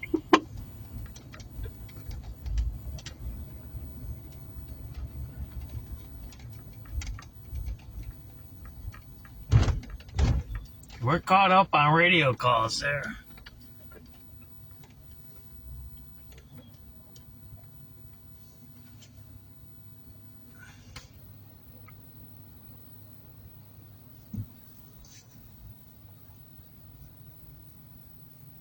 People been talking about 386 boy. 786 boy. Pick it a street. people have been talking about what needs to be done and what politicians should be done and how do you do businesses. I posted already a couple of times. First thing is, and the main thing is you got to reduce the taxes and the fees and the burdens on businesses. I don't want to say they can take care of crime will take care of itself. It doesn't. It needs to be taken care of. But the first thing you got to do is reduce that. Locking people up isn't going to bring businesses here. That's the first thing I'm going to tell you that, because it's too expensive to do business. Once you start locking people up, you're going to have less people running around, right? It's kind of that's where the doom loop comes in, right? It's a cycle, right? What you have to do is reduce fees and tax. Now, you could do them both at the same time, and technically the prosecuting and jailing is the county's job. The city can be the one lowering the fees. They can work with the county. They can work with the state. They can even work with the feds, right, to do some empowerment zones, industrial zones, tax-free zones, whatever you want to do, right? But you got to do the both. And I would argue that the first thing shouldn't be locking people up. That's you're gonna spend more money to lock them up. What you got to do, you kind of get where I'm saying that. When you lock more people up, you got to spend the money. Right now, we don't have good enough business here in the city, and we don't have jobs. So what you got to do is get more jobs, get more businesses. In the same time, you lock people up. You put them in prison.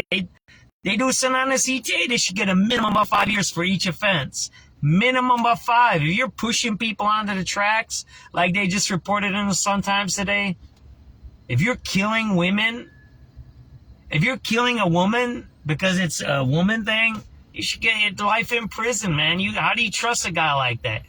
I mean, I get it. There's ways to talk about crime and criminology, but if you hate women and you need to kill them, then you probably shouldn't be out walking around anywhere. You should be somewhere locked up for the rest of your life, and that's it. You don't get a choice to be out anymore. You don't. You can't be reformed from that you hate a certain type of a person. Same thing with racists. Same thing with anti-Semites. Right? If they're killing people and harming people, you can't be out. You can't be walking around where people are. You can't. Apartment 507 on the 5th floor. Coming in, details to follow. 2 males are banging on the caller's front door. 1 male has a knife and a gun. There's a newborn baby on scene. Still coming in, details to follow. District 3 on 7. Newborn baby, right? So you got a guy that don't care about the baby. You just heard it on the radio. That's a fresh radio call. That's a fresh radio call. Open number for 96 lower.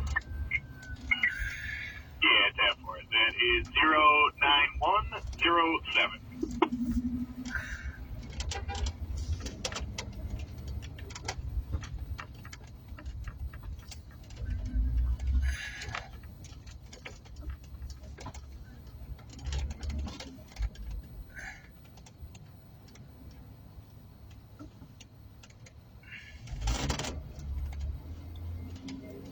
How do you reform a guy like that don't care about the baby in the house? You just heard it. There's no, oh, well, he's going to be fine. And let's give him some treatment. We don't want to cause him more trauma. He's traumatic already. Huh? He don't care.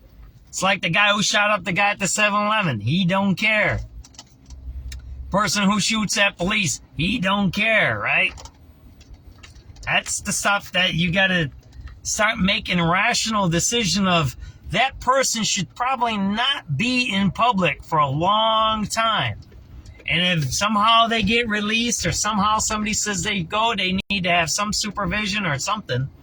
I mean, that's all. I know you can't get rid of all criminals. We can't lock our way out of it, but there's proof. Here's the proof. If you look at the war on crime, crime spiked like it just spiked now, but it was a different reason in the 70s and 80s. Crime spiked. When they did the war on crime, and people say it disproportionately affected black and brown people, which is true, it's true, but crime went down. The graphs are there. It's a fact. It's a fact that when they did the war on crime, whether it was good or bad and racist and brown and black and whatever, you can discuss that, right? There's issues about that, right? Crime did go down. It's a fact. All the statistics show that.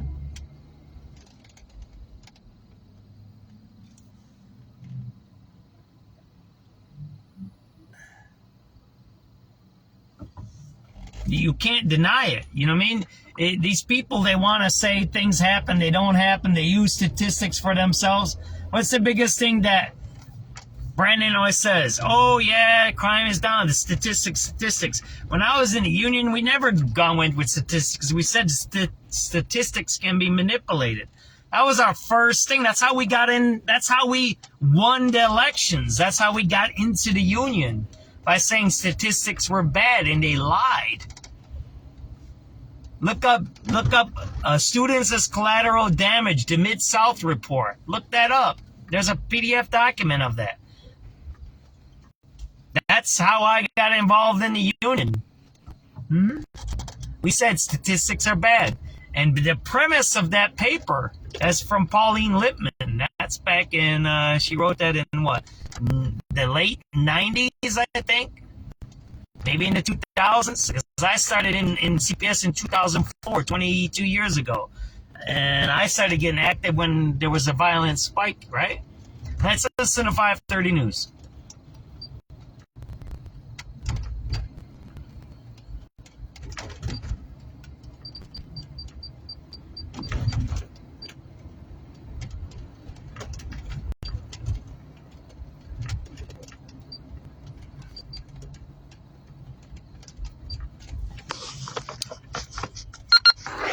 Frequency mode.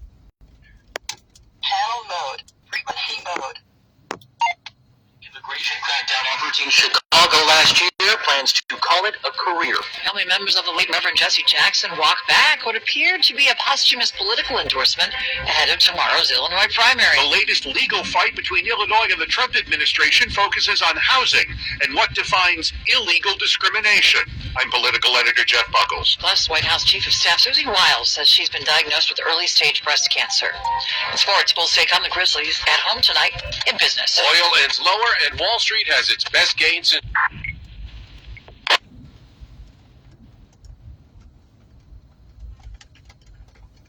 I'm Tom Busby at Bloomberg. We've got flurries and light snow, temperatures in the upper 20s at 5:31. Topping our news this half hour, the man in charge of the controversial and sometimes violent immigration raids here in Chicago last year is making a big career change. WBBM's Andy Dane fills us in. In January, Gregory Bavino was relieved of his role as Border Patrol commander, a move that came after the killings of Renee Good and Alex Preddy in Minneapolis. Now, CBS News reports the 55-year-old plans to retire from federal service at the end of the month. He spent several years leading Border Patrol efforts along the California-Mexico border before President Trump chose him to lead immigration crackdown efforts across the country. We get an event report 7. Yep, that's 09172.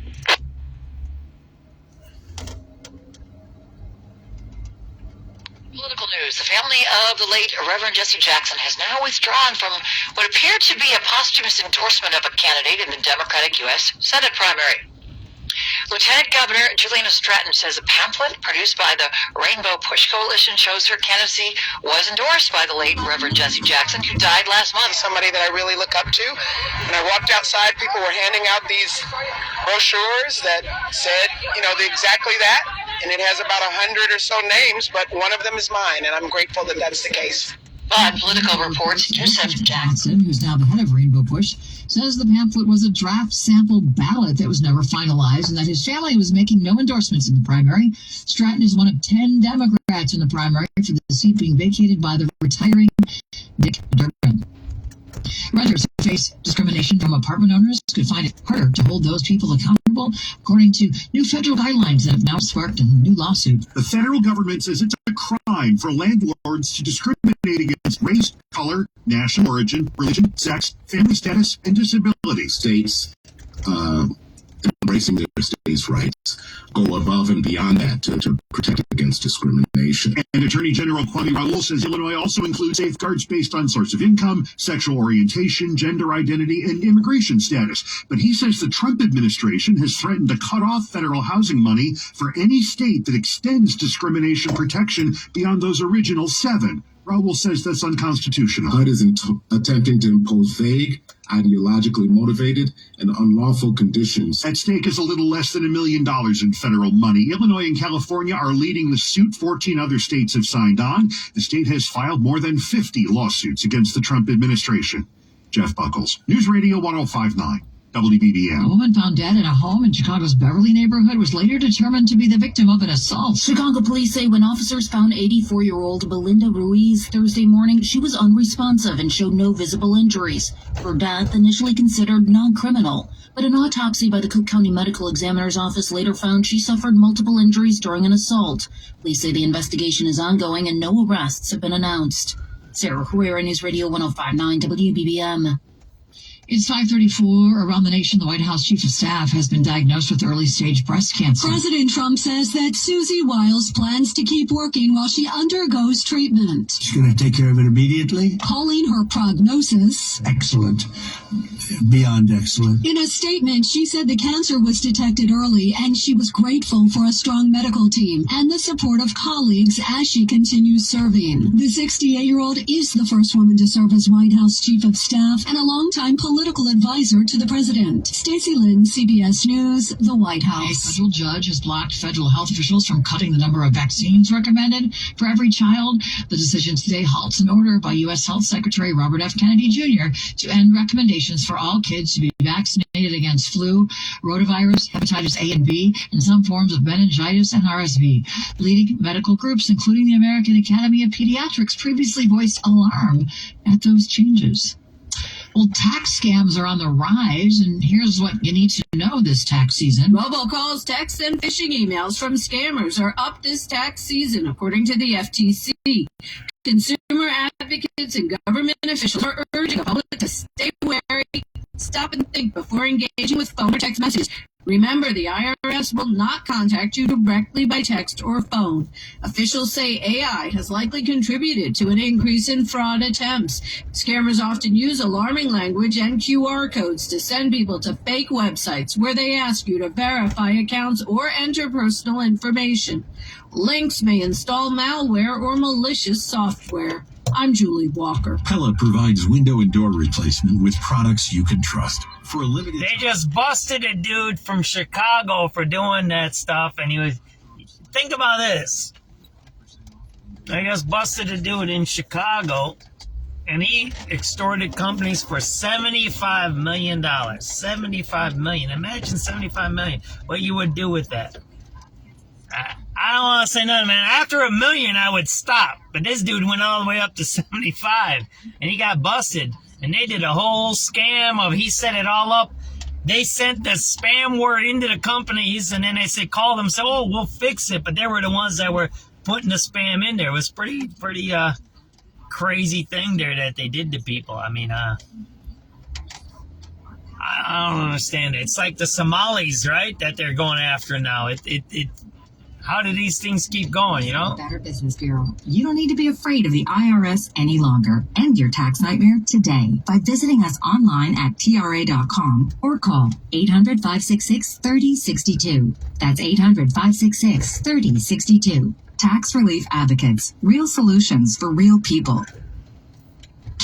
Now, the lowest gas prices from News Radio 1059 WBBM. Buy PackyWebFord.com. F-150 buyers get 0 APR for 60 months. Big discounts plus $1,000 bonus cash on most models. For details, visit PackyWebFord.com. In Evergreen Park, the Meyer on Western and 95th has gas for $3.58 a gallon. In Palos Heights, the SNK on Harlem and 115th has gas for $3.47 a gallon. Looking ahead, this is My Martinez. A new lawsuit aims to get Chicago's social media tax tossed out. That story's next. First, it is 5:38. Time for traffic, sponsored by the Illinois Department of Human Services. Here's Neil. No major headlines on the expressways, Lisa, and no major delays on the Edens either way. Head to the expressway coming in and back up between Austin and Ogden Avenue. 35 in from O'Hare, 22 off the junction. Getting out to the airport, just 28 minutes. You have a delay on the Eisenhower coming in before St. Charles Road to the Tri-State. Heavy again from Manheim to Harlem Avenue. 49 in from I-90, 28 in from Manheim. Outbound heavy spots from Sacramento to before Harlem Avenue, and a 22-minute ride to Manheim. 40 if you're headed out to the Jane Addams. On the Stevenson, you are good to go coming inbound. Outbound, you're heavy from Damon to Cicero Avenue. That is the exit for Midway Airport. 15 minutes there. 24 to the Tri-State Tollway. Southside Expressway is good on the Dan Ryan, really not bad at all. Outbound a little slow from the Jane Byrne interchange to before 18th. The inbound side of the Dan Ryan looks great. I-57, a good cruise on either side. Still some lingering delays on the Bishop Ford outbound following a crash at Dalton Avenue. Check out the bike lanes, right? 8094. South Lake Church Drive does have some traffic on either side. See the bike lanes? We have some traffic through Grand Park on either side as well. And then southbound traffic approaching Hayes. On the Illinois tollways, brake lights on the right? northbound from Irving to Balmoral. I-90 to Jane Addams, really good. The Reagan, the that's a big puddle there. Route 53 delays continue on either side of Kirchhoff. Long-term construction to blame in the right lane on both sides. I-80 through Joliet. You can say, oh, you're nitpicky, John. No. They said they're adding the bike lanes because it's an important infrastructure addition. So if you're adding it, and it's an important thing, then why don't you make sure it's clean? Look at that. Look how nasty that thing is. Would you want to ride your bicycle on that? I wouldn't. Then you got the other side here that's not draining. Remember that one? I showed you guys that last week, right? See, there's, I don't know where it is. It's by Oakley there. You'll see it. See the water puddles?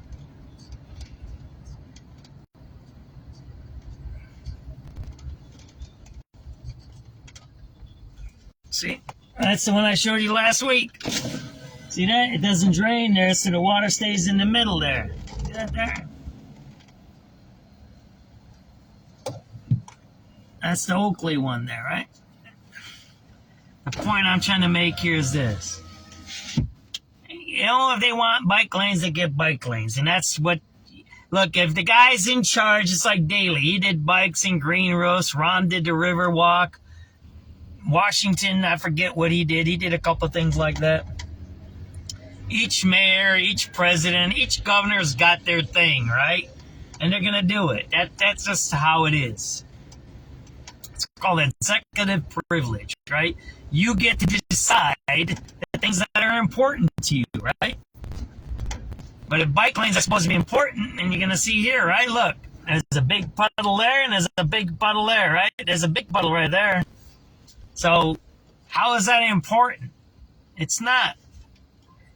So if it isn't important, and then you say it's important, and you spend all our money on it, and you start to think, well, what really was it? And I call it pandering, right? That means they were doing that to get votes from the bicyclists, the leftists, right? Or liberals, whatever you want to call it. There's a lot of right-wingers that ride bicycles too, right? And there's a lot of them. But the point is this. So if we know that the bike lanes are being maintained right, or they're designed wrong, whatever it may be, who cares? That's a moving variable. The fixed variable is what? The money. That's the fixed. That's always going to be there because we have to spend money, because that's a finite, on that piece, right? It's like I said, executive privilege. Some guys like Trump doing the ball or whatever he's doing there in the West Wing or whatever he is. Whatever. That's his privilege, right? He's doing it. But when you got puddles there, see that puddle there on your left side there? Then you start to wonder if this guy says it's so important and it's necessary and we spend all the money on it, then why is it crap? Why aren't you doing that next step to show the people that you spend the money from the taxpayers and show the people that you spend the money for that they're important, right? Then it's an important piece, right? There's a puddle right in the middle there. See that there? So the guy's got to go out of the bike lane into the road. See that there?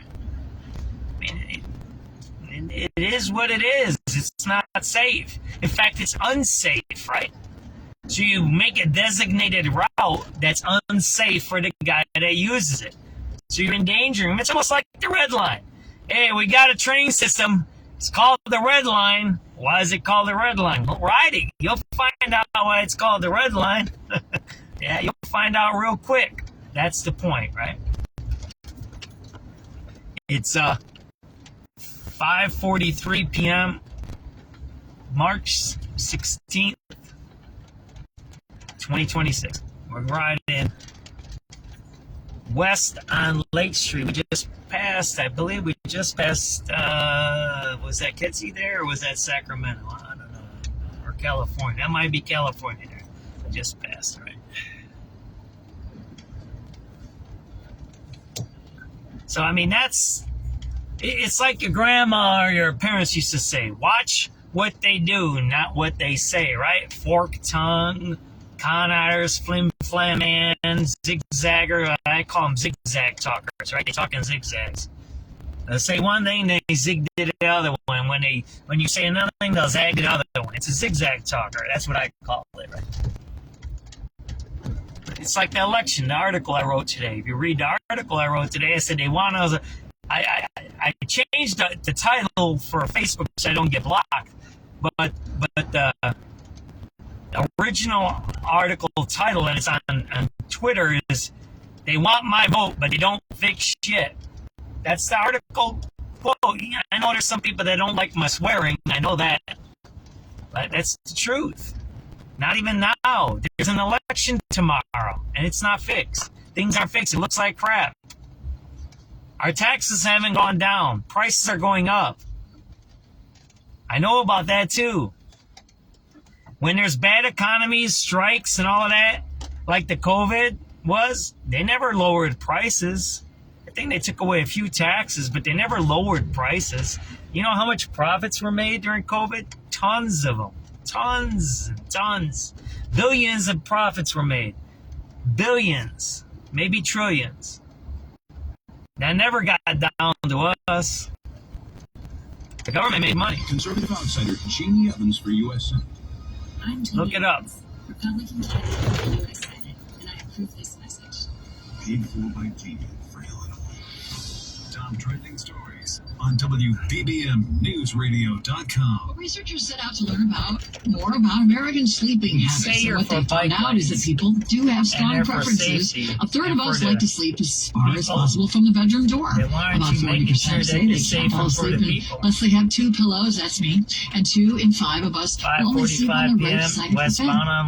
Last night's Oscars capped off this year's award season, and the Academy is known for having more rules than any other award show. There's a strict black tie and evening wear dress code. Nominees must attend in person. No sitting in, and the statues must be displayed upright, never on their side. And no matter how badly a winner needs money, selling an Oscar trophy is against the rules. Interesting. 546 Sports, and it's sponsored by Nycard Gas. And here's Chris Emma. In seeking to improve this offseason, Ryan Poles had the need for speed. He watched the Bears' defense struggle late last season, and in particular against top-line offenses. With that in mind, it wasn't a surprise Devin Bush became a free agent targeted linebacker. He's one of the most physically gifted players at that position and can move with the best of them. But Bush says he brings more than just that to Chicago. My experience is probably a big thing. You know, I'm going into year 8. I came into this league at 20 years old, so you kind of say I grew up in this league. So, I mean, there's nothing I haven't seen. Practiced against Big Ben for 3 years. Played against Aaron Rodgers twice a year for 2 years. Played against Phillip Rivers. So, I mean, I didn't see a lot of things. Been through a lot of different situations. So. A homestand tonight on the west side. They'll start up with it.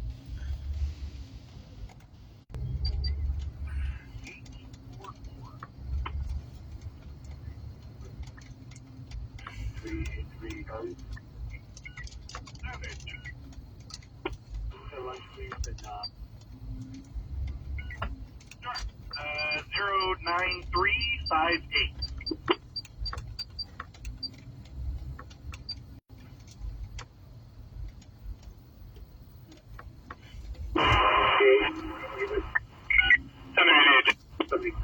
Boy. 786 boy. Can I get a check in red, please? Yep, that is 08867. 7388. 788. I am with Charlie and David. Can we get a number for a trip mission? March 16th, Yeah, you said just Mark. 7388, are you still at Jefferson Park? No, we're at Pulaski. Pulaski, okay. That is 08882. 08882. 73878 Adam. Can we get some good number at line, please? Yep, that is 08887.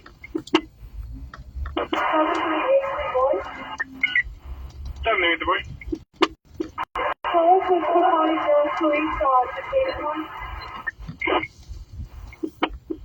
You're with Sheriff's Police at 7910 for. That is 09369. 7397 Charlie. 797 Charlie.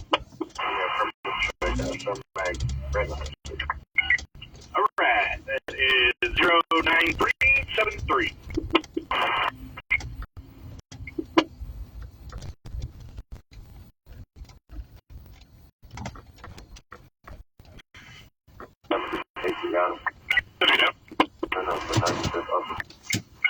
Yep, that is 08902. PH1 Citywide, we're up. Alright, PH1. 733 Charlie. 783 Charlie. 69 Red, platform. Yep, that is 08945. To the units in 12 Citywide, an assault in progress, 1111 South Halstead. I'm sorry, 111 South Halstead. 111 South Halstead. At the Walgreens, for a male white, gray hair, blue with black jacket, tan pants, and pharmacy area threatening staff, refusing to leave. Nothing further, 12th District, Zone 3. 386 David.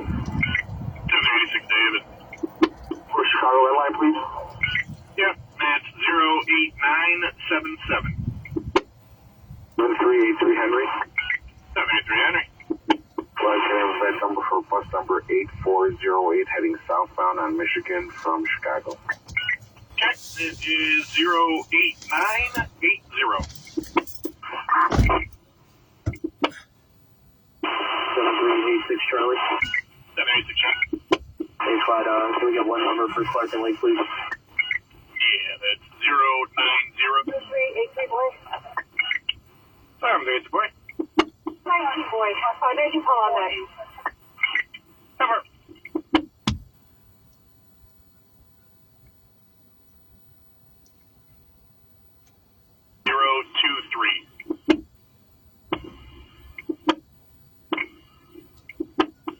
Boy.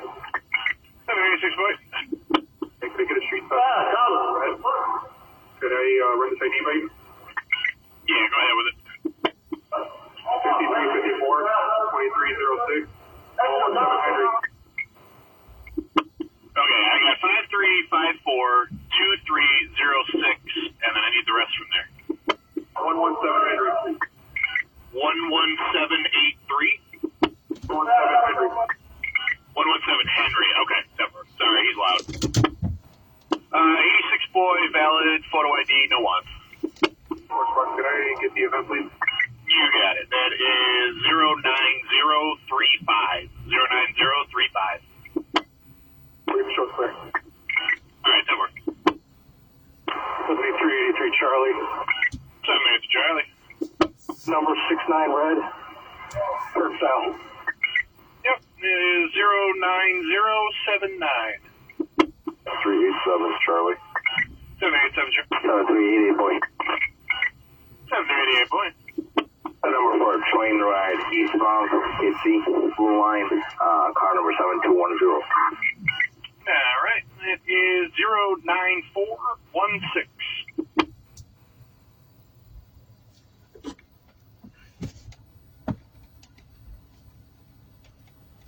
Charlie. Number O'Hare blue line. Next post. Yep, that is 733 George. 733 George. Westbound on Roosevelt from Lawndale on plus 1192. Okay, that is 09419. All right.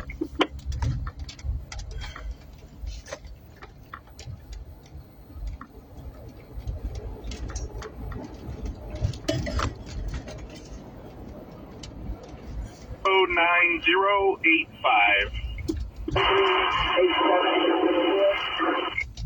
Units 3 and Citywide, person with a gun, 1962 East 71st Place, apartment 507 on the 5th floor, coming in, details of 57383 Adam. 783 Adam. Okay, 95th offer. Yep, that's 09431.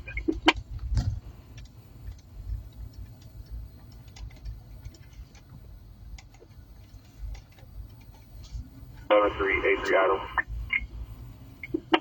783 Adam. VIN number for 95th lower. Yeah, tap for it. That is 091. Drug addicts. White drug addicts. Those are white drug addicts there. 0393 David. Those three guys. 790 David. Your one at Jackson is red light, please. Yeah, that is 09129.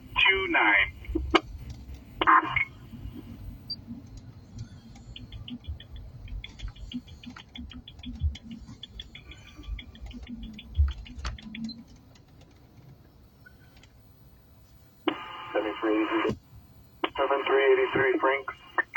78 Frank. Can I get in his light number for lunch at 99th and Western, please? You got it. That is 09191. 7384. 7384? 7386 boy. Can I just make a check at the red light Jackson, please? 7386 Adam. 786 Adam. Rosa on the red, please. Yep, that is 09447. 4, thanks.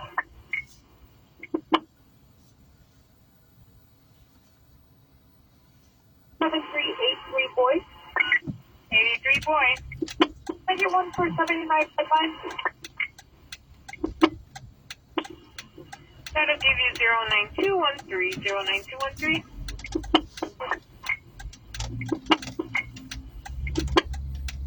Units in Sullivan, citywide battery in progress. Winchester and Chicago. Chicago and Winchester.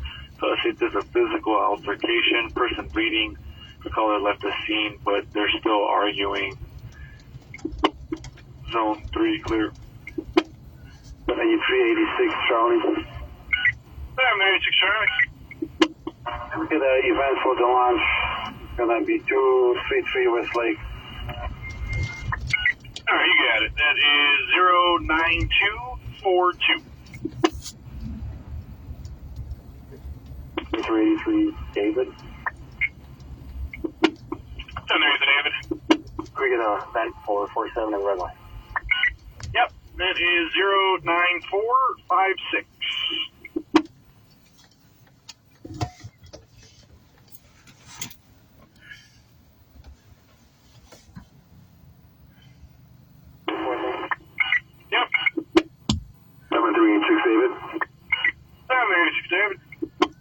number, lower red line, Chicago. Yep, that is 09281. For the units in the 2nd District of the Citywide, came in as a person calling for help, then now a battery, 5445 South Ingleside. Said there was a few on the 2nd floor yelling for help. Said that she felt dizzy, her head hurt from a male punch in her head. Battery advised, tickets report that the neighbor was fighting his girlfriend in the hallway of the building. Friend is a male black boy in all black. I got nothing further. 411 units of foreign citywide person with a knife, 1139 East 79th Place. Caller says a group of 6 offenders are threatening to fight your sister. Armed with knives. Details to follow for sister.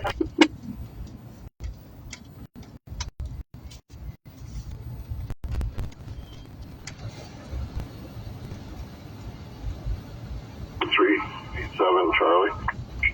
787 Charlie. You got a number, O'Hare, from line 6 most. Yep, that is 09303. 738, boy. 738, boy. Liquor store is closed. Yep, that is 88 Adam. 88 Adam. Good number 4, West End Blue Line. That's the one they ran into the other day, right? Last week. The video showed them crashing into there. L&J Liquors shut down.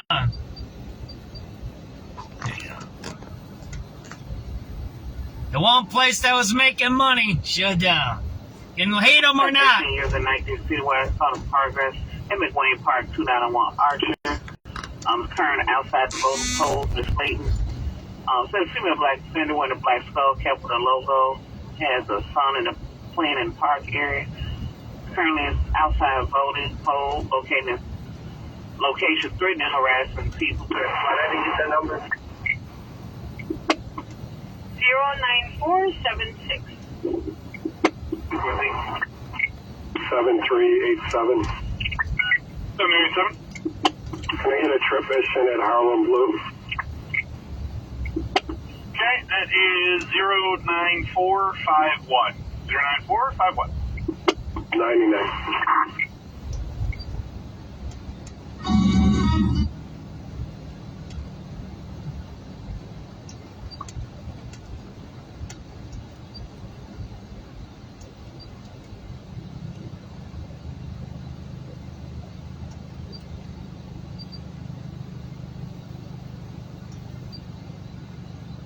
George. 80.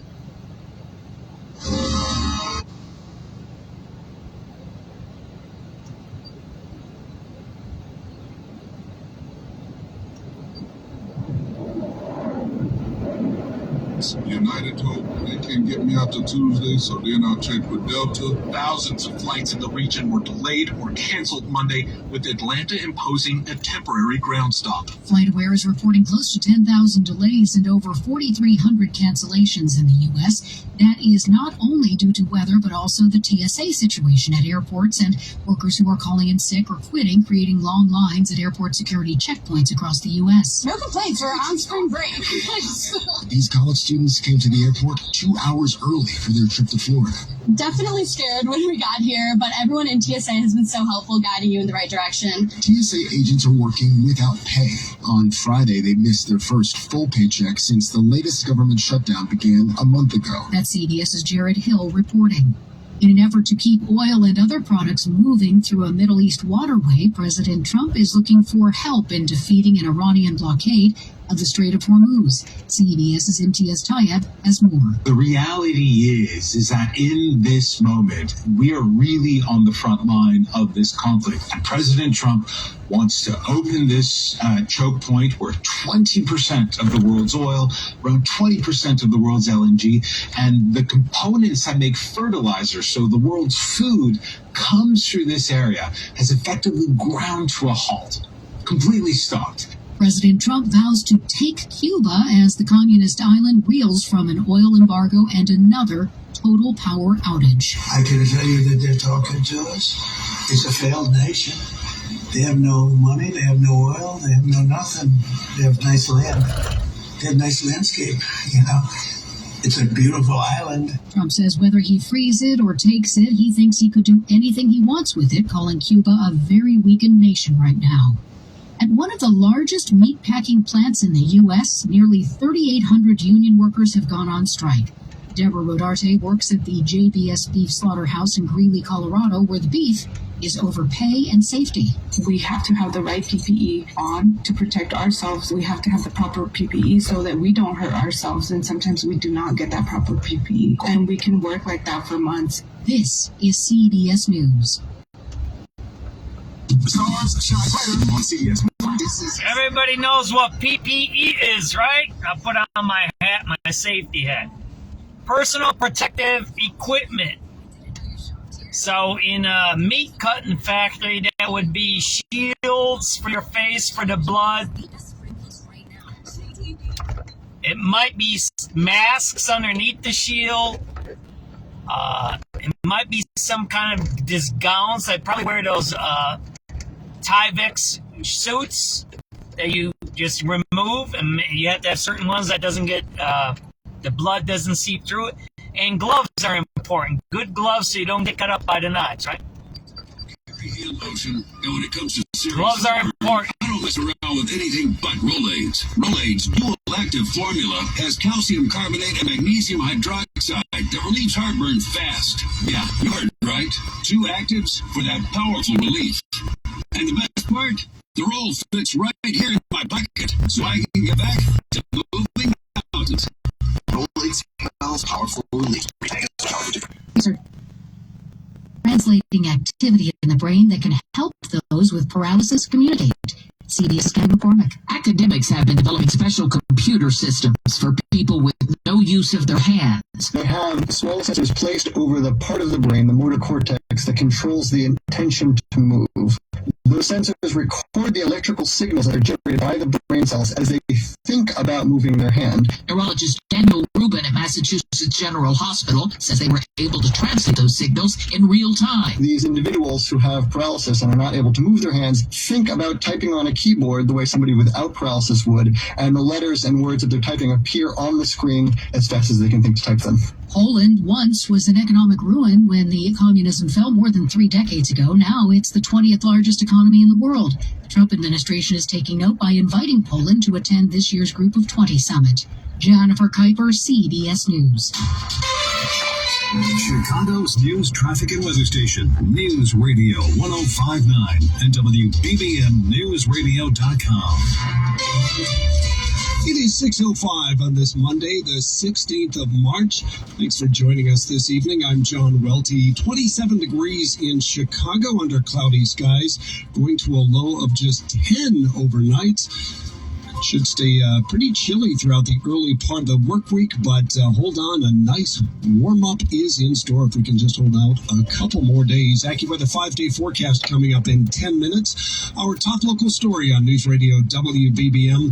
There is word this evening that the family of the late Reverend Jesse Jackson is withdrawing what appeared to be a posthumous endorsement of a candidate in Illinois' Democratic U.S. Senate primary. Our political editor, Jeff Puckles, has the update. Lieutenant Governor Juliana Stratton showed us the apparent endorsement while she was out meeting voters in Lincoln Park. It was a flyer that was given out to people as they were leaving Rainbow Push. The flyer had the faces of the Reverend Jackson and his son Yusuf, who's now the head of Rainbow Push, and it contained endorsements in a number of local races, including Stratton. Some of the officials came up to me and said, you know what? The Reverend, before he passed, gave you his endorsement, and I was just thrilled to hear that. Stratton's been in a tight race with Northwest Suburban Congressman Raja Krishnamurthy and 8 other Democrats for the nomination in the race to succeed the retiring Dick Durbin. Krishnamurthy told reporters Stratton's campaign needed to answer some serious questions about the apparent endorsement. This is just another example of saying one thing, doing another. And now Politico reports Yusuf Jackson has issued a statement withdrawing that apparent endorsement, calling it a draft sample ballot released without authorization. Jeff Buckles, News Radio 105.9, WBBM. CTA commuters could be at risk with dozens of track pushing incidents reported in recent years. The red and blue lines are where most of these pushings happen. According to a Sun Times analysis, since 2021, over 60 riders have ended up on the tracks, sometimes during robberies, sometimes randomly. One December case left a 59-year-old man from River Forest seriously injured at the Harlem Blue Line platform. Train operator stopped about 100 feet away. Sarah Herrera, News Radio 105.9 WBBM. A Southwest suburban man facing charges for allegedly stealing multiple manhole covers. Joliet police arrested 58-year-old James F. Smith last Wednesday. Investigators believe Smith is responsible for stealing 5 manhole covers from various locations in the city between March 7th and 9th. Smith is also accused of stealing merchandise and display racks from outside the Jewel Osco on North Larkin Avenue. Police say during questioning, Smith admitted his involvement in the crimes. He's now charged with felony theft of government property, felony theft, and felony retail theft. Mai Martinez, News Radio 105.9 WBBM. Well, gas prices are higher than ever, and every penny counts these days. Our reporters, traffic team, and listeners all tracking the latest gas prices across Chicagoland. Listen for the lowest gas prices, about 37 past each hour, only on News Radio 105.9 WBBM. It is 6:08. So you don't have to guess what those guys were doing, do you, or what? So those guys were doing one thing, and these guys are doing another thing. One guy's the supplier, and one guy's the user. And there's usually one or two suppliers in this group here, too. But ain't those guys over there. Those guys do their thing over there. See that there? There you go. What did I write about today, right? They want my vote. They want our votes, don't they? Check that out. They want our votes, right? They want our votes. Look at that. Imagine a Chicago government security guard says, I was sitting in the wrong and let a drug user in the library using drugs. You get where the problem is now? Do you know where the problem is? Do you understand why I said locking people up ain't gonna work? Do you get that? It's not gonna work. Why do I say taxes and fee reduction is gonna work? Why? Is it when you have businesses and jobs, guess what? That automatically brings capitalism. And capitalism can't be dopers, boozers, and all of that stuff. They have to have a factory that works. Is there vices? Absolutely. You don't get rid of them. Vices are going to be around forever. You're never going to get rid of vices. Look at what they do in those Muslim countries. They still got vices. They got vices in there. There's a report that new Ayatollah is gay. Look it up. New York Post says the new Ayatollah is gay. Yeah, look it up. And it's anti-gay over there. But whatever. That's his thing. If he wants to be gay, let him be gay. Whatever. But the point I'm trying to make here is this. If the government is corrupt, there's nothing you're going to do about it. You can put people in jail. You can do all of this stuff. That's not going to help. What we need is to bring businesses here. When you bring businesses, two things happen. You get jobs. And the businesses say, I need employees and customers. So I can't handle this stuff. That's why we have all those businesses leaving the Mag Mile. They're leaving State Street. They're leaving Fulton Market District. There's no one. They're leaving there. I mean, a chicken joint opening up, that's not doing you any good. A chicken joint isn't business. It's a business, but it's not what creates an economy. And then what are you doing? You're looking at drug users right now in a public park right there. That's what you're looking at. If you're wondering what you're looking at, that's you're looking at it. It's an encampment, right? See that there or not? That's a public park right there. This is city of Chicago. That's what you're looking at. Pretty wild, ain't it? It's the city of Chicago. Remember that time the cops pulled me over when I didn't have my headlights on? 2 weeks ago or so? 3 weeks ago? She goes, she had a Polish accent. She goes, you didn't have your headlights on. I said, okay, whatever. She said something to me. I told her to buzz off or F off. I said, you got the drug dealers right here in this park. That's right here. I got pulled over 2 blocks from me. I said, there's drug dealers and drug users right in the park. And she goes, oh, we'll go take a look at it. She went there. They turned the other way. Well, there they are. They're right there. This is a public park. That's a felony. You're looking at a felony offense right now. That's an aggravated offense. To be doing drugs, to be doing alcohol, whatever other nefarious activities there. It looks like they're living there, maybe having fires. It's a place that should have fires. I mean, if policy, now you see all the blackness there, right, on the wall? That's from the fire there. So if you want these guys to be in the park, I could kill less. Fine, give them, open the door, let them live in there. I don't get it. It's better than living outside. But then designate it as that. And say that's a drug area. Fence it off, do something, say that's a drug zone. Say, I don't care, say it's a drug zone. You know, the city does that. If you look at, like, the chocolate factory area, there's another factory, another place where they allow drugs. They'll say, this site is not closed. That means what? They acknowledge their drug use is there and people live there. And they say this site is closed, meaning, why would you say it's closed if it's just a street or a sidewalk? See there? Do you see a fire going up? There you go, man. SubX.News. It's 6:13 p.m. March 16th.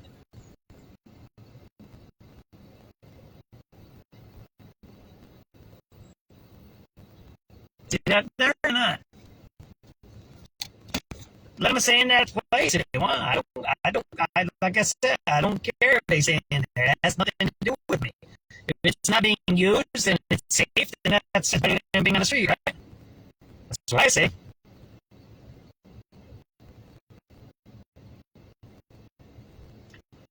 There you go, man. That's a city park, right? And they're dealing drugs in the alley. You see them doing drug dealing, right? Yeah, everybody agrees that was drug dealing, right? I mean, like I said, I don't care. I mean, that has nothing to do with me. I don't know who those guys are. I'm not putting them out. Did you hear me saying anything? That's the thing. Now, if they mess with me, they're in public and I'm in public. That's a separate thing. I'm not messing with them. They don't mess with me. We're good. I don't care. I'm not a cop, so that's a cop's job there. There you go, man.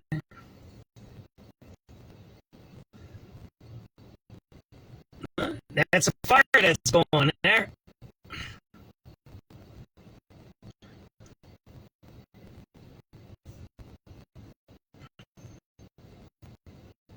There you go. So next on the side reporting 6:15 p.m. We're on the west side. We're far, far west. We're right on the border of Oak Park. There you go.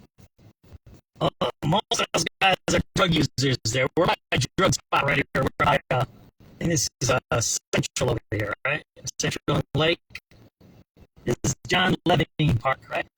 There you go, man. I was just saying, why don't they just let them stay in that building or whatever? I don't know. And there you go. I told the cops about this once. They pulled me over. I had my headlights off. They gave me a whole headache, right? Say, hey, man, what about those guys doing drugs there? I said, whatever. There you go, man. What do you think? Is that safe looking or what? What do you guys think? Think that's a code or what? What do you think that is? SubX.News, 6:16 p.m., March 16th, 2026. They were taking those alcohol drugs from those kids over the weekend. Remember that one? Borgs or Brogs or Borgs, what they call them. They mix electrolytes with alcohol in those jugs, those kids, suburban kids. That's pretty wild, ain't it? There you go, man. Those are zombies. They're zombies, that group.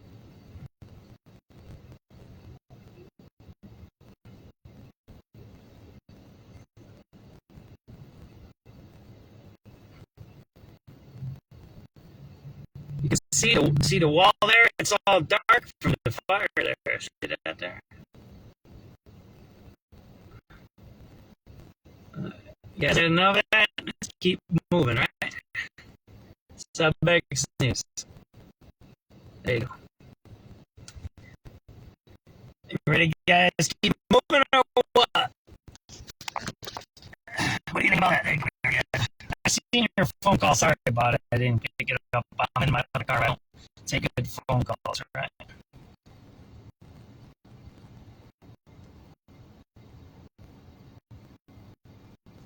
Here's a park in Chicago. Most of these guys are drug users in this area. Or by Central and Lake.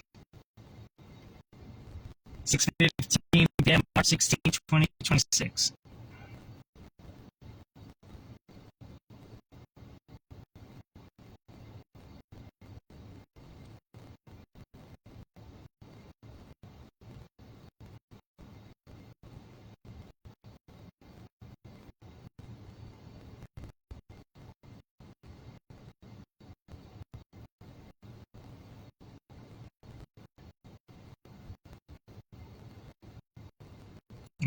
Get out of here, guys.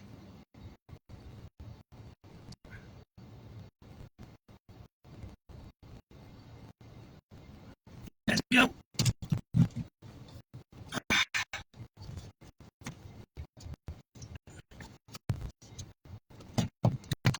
Let's go see what's going on at the end of the line, right? Know where I'm heading, right? See where the suburban night is hanging out, right?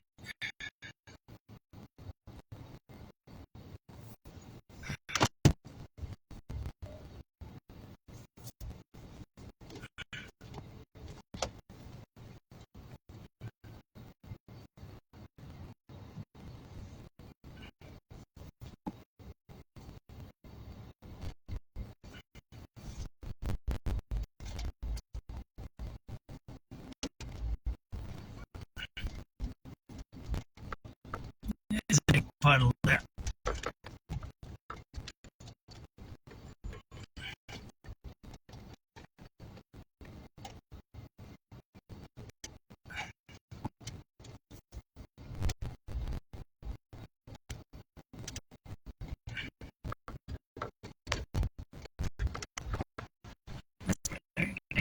Right there, that guy is smoking some shit right there.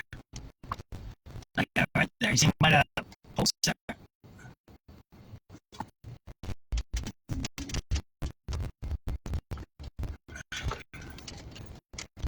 Right? Central Park. I don't know which one this is. I get the two confused sometimes.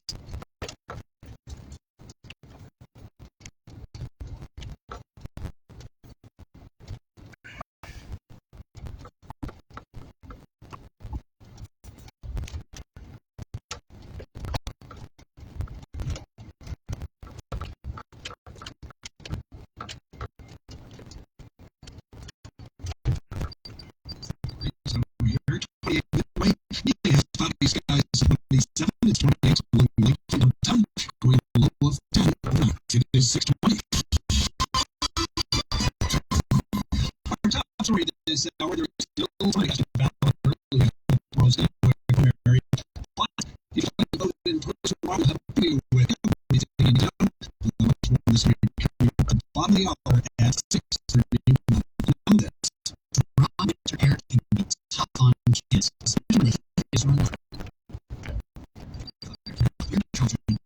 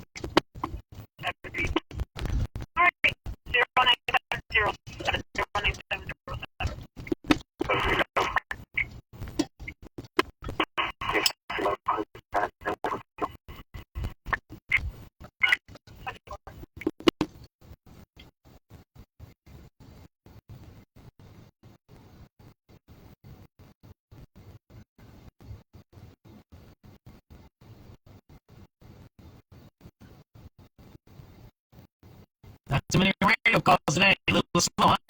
Maybe it's a cold.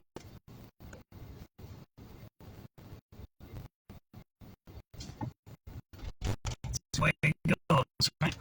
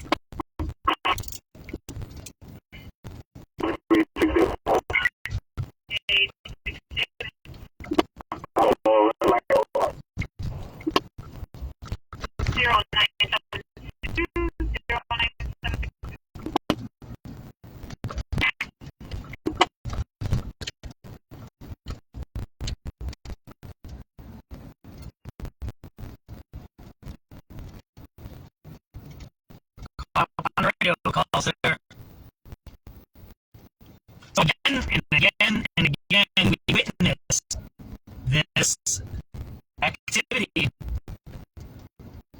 of the government not prosecuting crimes. Just so you look on CWD, there's a double murder and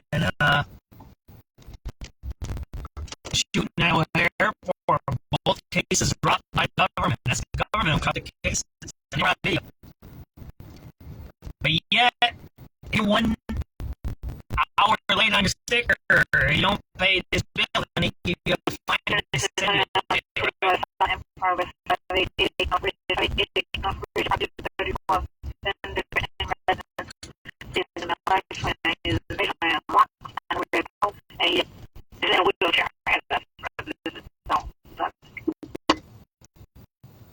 Yeah, you're right, John. That's what I'm headed to. A lot of drug dose use over here. I call it the drug addicts, the dopers. cocaine thing over here, man. They were doing it on, have you ever been at this on Harlem, that counter in there where the Metro Police are? They were doing drugs on the counter right in front of the cops. And they called it hazmat people, and they put it all, I had the videos, they had weird, those Tyvek suits on. Yeah, that's how silly they are out here. So they let them do it, and then when it spills all over, then they call the units, right? You know what I mean? You know what I'm talking about? They come in like space suits, you know what I mean? And like, it's a hazard. Well, you let them in there, that's your problem. You did that, right? Well, that's how they are, right? Weird, you know what I mean? 623 Unison 6 and citywide, we have a person with a gun at 7900 South Lafayette, 7900 South Lafayette. At the Food Inc. Cisco, at Cisco, a black wearing a black face mask, like he has a gun on him outside the store, no further. It's not illegal to have a gun in the United States of America. That's all I got to say, right? Not illegal. It's not illegal to have a gun. At all.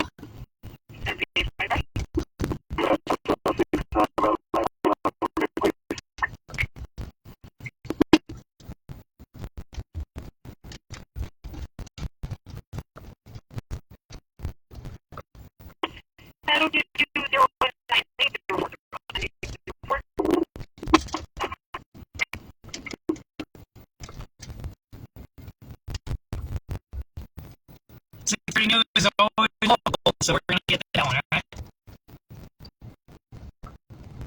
Give us some new news there, right?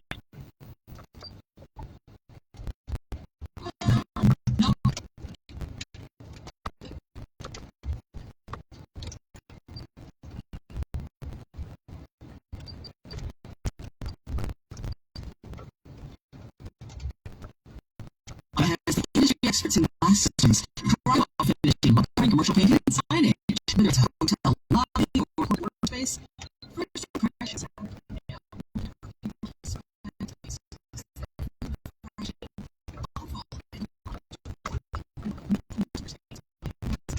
Let's see if there's anybody here.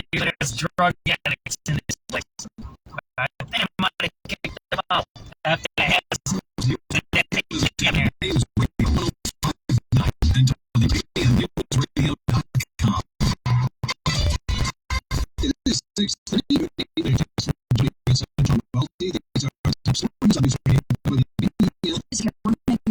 They're still trying to vote in the Illinois primary election. Reverend Jesse Jackson looked to be a optimistic endorsement by the civil rights icon. This is a ravaging of the challenger violent governor that's the one the strength of four moves WB Sports posting the originally DC United and business began most industrial is only 1% of the that's 5% and that on 1.25%. It is 20 degrees right now at 6:31.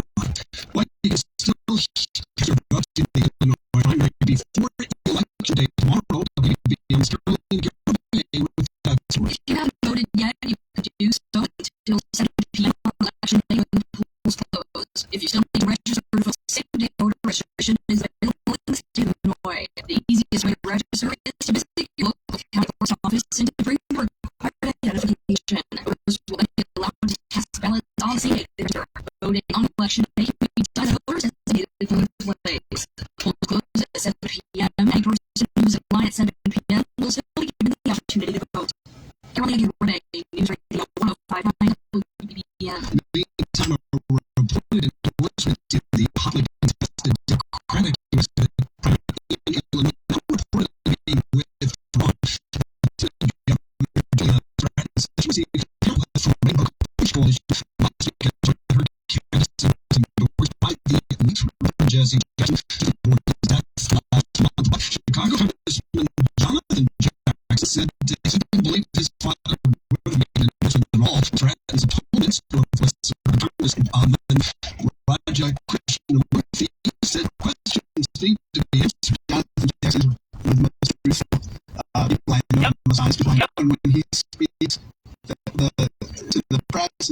Vice Mayor has finally taken endorsement. I think we have to take that seriously. Now, the Jackson family has repeatedly pulled that endorsement, saying it came from a draft sample ballot that never should have been handed out. Well, tomorrow, the Illinois Republicans head to the polls for their gubernatorial primary, and today Ted Dabrowski held his final campaign, pitching himself as the candidate to take on Governor Pritzker this fall. Dabrowski, conservative policy researcher, years analyzing Illinois budget, taxes, and government spending. Son of foolish Mexican immigrants, he says the state is on the wrong path under Pritzker. Revitalized across the country in economic growth, modified state innovation. We can't have a future like that. Many number of sites come from other points the policy group he previously led, using public data like census and labor statistics. Other rankings like Wallet up Illinois closer to the middle overall. Joining him was a coalition of supporters, including right-to-life President Yankees and Secretary both proven to us that they are concerned with protecting the state's most vulnerable servers real In his 33, President Trump says he has asked several countries to join a coalition to police a critical shutdown. President Trump is both demanding other nations and worships to help keep the Strait of Hormuz open and insisting the U.S. doesn't need their help. The president says numerous countries are on their way without naming them, while suggesting others are not excited about the prospect. The level of enthusiasm matters to me. At the same time, saying he's pushing nations to join the effort in hard to see how they react, noting he's long said countries who the U.S. has held will not reciprocate when asked. The president also says he's surprised Iran attacked both countries after the U.S. and Israeli strikes. Nobody expected that. We shot. Though Tehran has long warned it will retaliate on the entire Middle East if attacked. Saudi Arabia, Washington. President Trump and several officials threatening to revoke broadcasters' licenses for negative news coverage. The president says that he is thrilled that CDC Jeffrey is looking at the licenses of what he calls highly unpatriotic news organizations. The lone Democrat on the FCC, Commissioner Anna Gomez, says the threats violate the First Amendment and will go nowhere. Gomez said broadcasters should continue covering the news without fear of government pressure. Federal judges will hold the changes to vaccine policy, including age recommendations put in place by the Trump administration. A federal judge in Boston has blocked an order from Secretary Robert F. Kennedy Jr. to end recommendations that all children be vaccinated against flu, rotavirus, hepatitis A and B, forms of meningitis, and RSV. And the judge rules Kennedy likely violated procedures when he changed the members of the vaccine advisory panel. The judge halted their appointments, but any decisions they made on hold.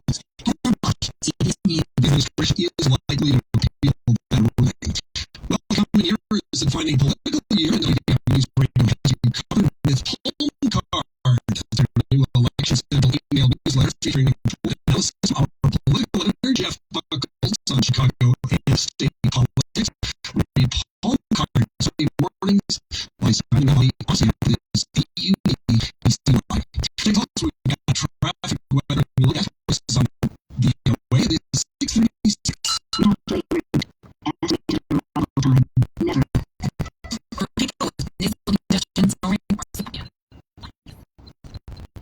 This will be our last route today, I'm pretty sure. Unless something happens, then we might go to the scene. I can see the regular things are happening. Yeah. I was saying this earlier. The amount of taxes that we pay hasn't gone down. I don't care what they say about businesses. That's not my. When they say businesses have left, so we have to blah blah blah. That's not my problem. That's not what I do. Me, I'm doing this now, right? I'm doing SubX.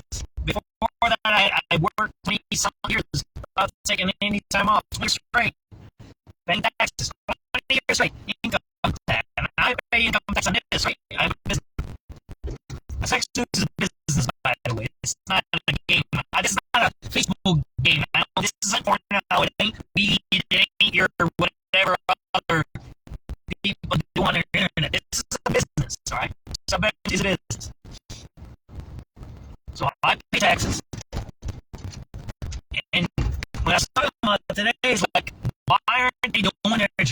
news like we do when we do our job. When you tune in, you want to hear crime, you want to know what I'm talking about, you want to see what's going on. I try to do the best I can. Why isn't the city doing that? Why isn't the city doing that? Why isn't the city doing the best it can? Why is it doing the worst it can? There's a reason for it. This is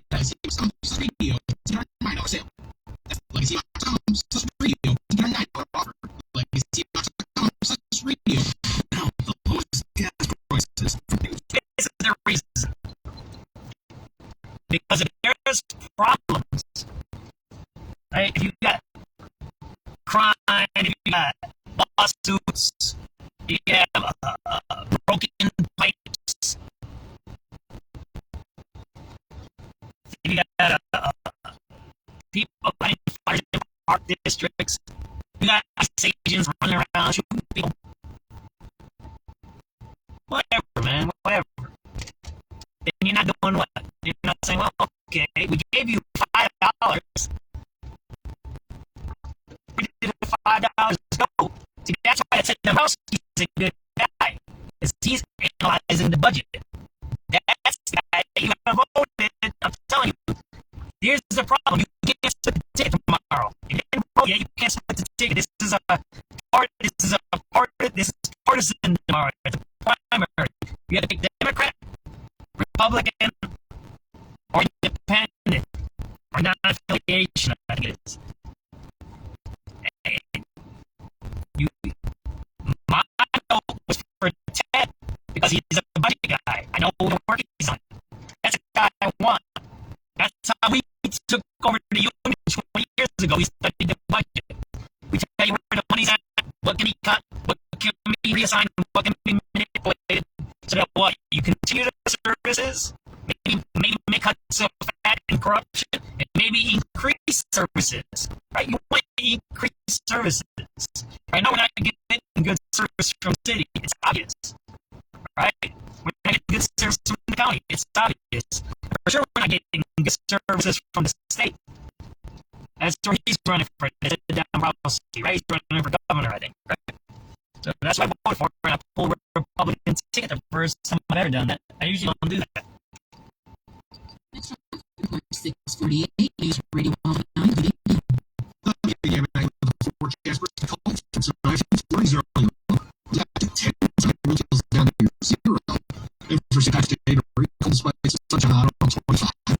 So when I accumulated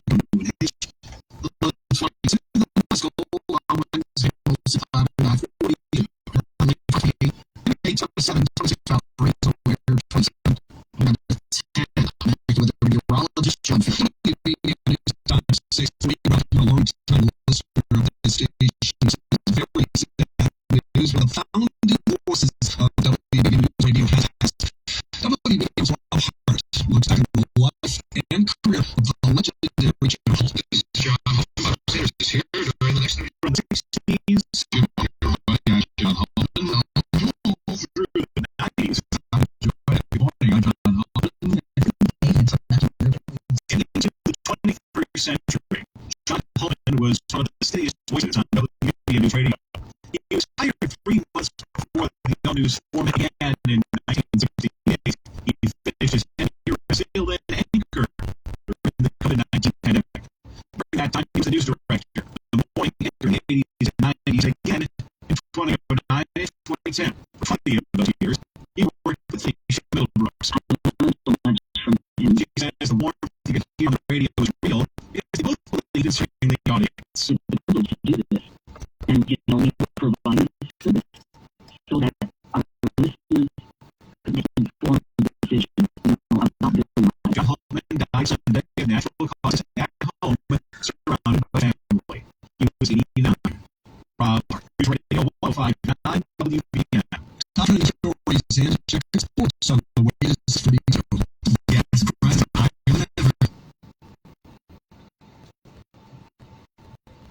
This is some radio.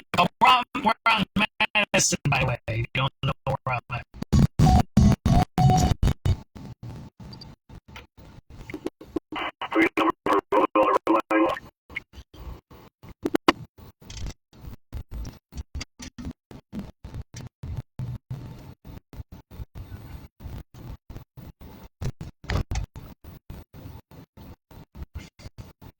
finish off our broadcast. I'm lower in here and try to get it on here pretty fast. So, problem is having me going east right now.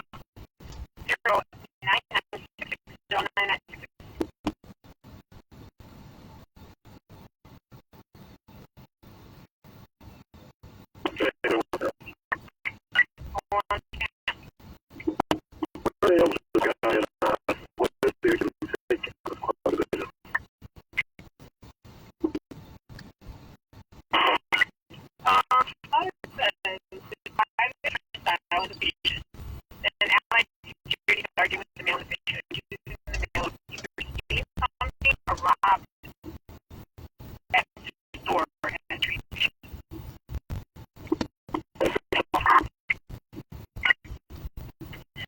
He said this was the party called the student watching peasant over her emotion.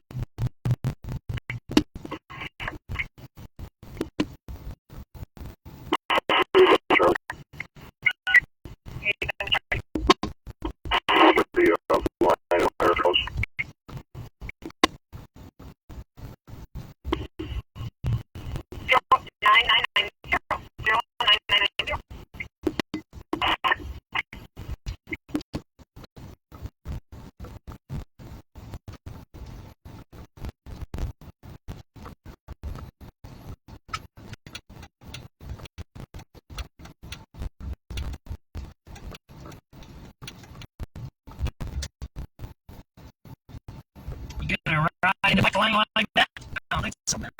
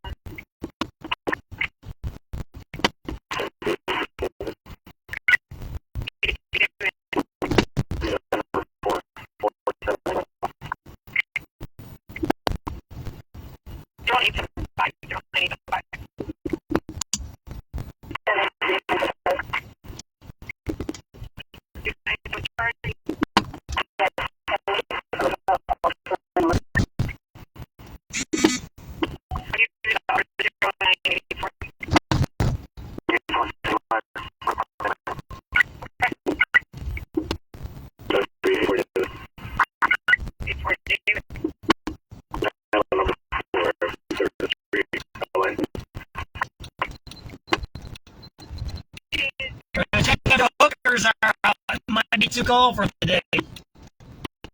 So this is a hooker area here. We have a step in progress. 12213 was heading out to the Walgreens. 1213 was heading United Street. Take 3 mils, 10 wearing red hoodie back.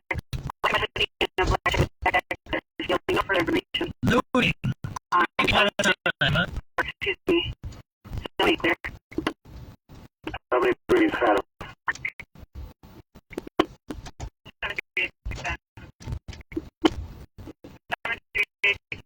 We are throwing on this.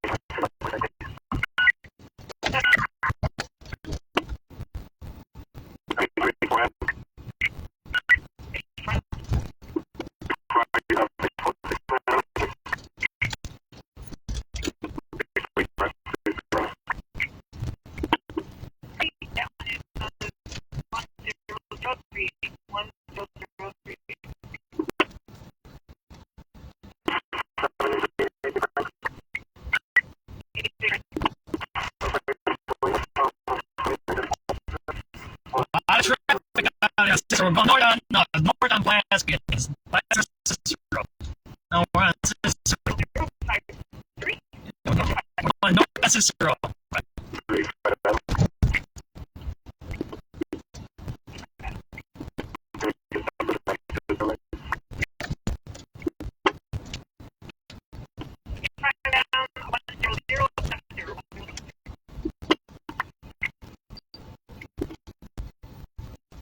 Imagine putting your sign on an abandoned building. How old you must be. I would vote for those guys. They got signs on an abandoned building right there. Why would you vote for that guy? You gotta be crazy. He puts a sign on an abandoned building. That's the worst guy to vote for there.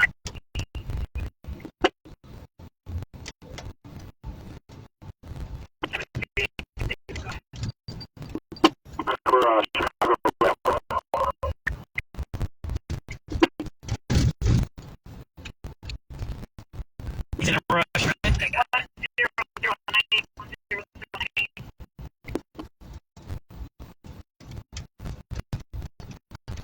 You need to get somewhere, huh?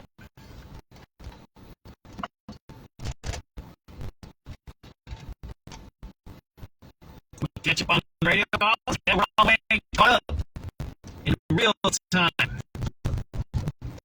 So we're west side right now. We're going north to Madison. We'll go across to Madison. Maybe go down to Pulaski. That'll be it.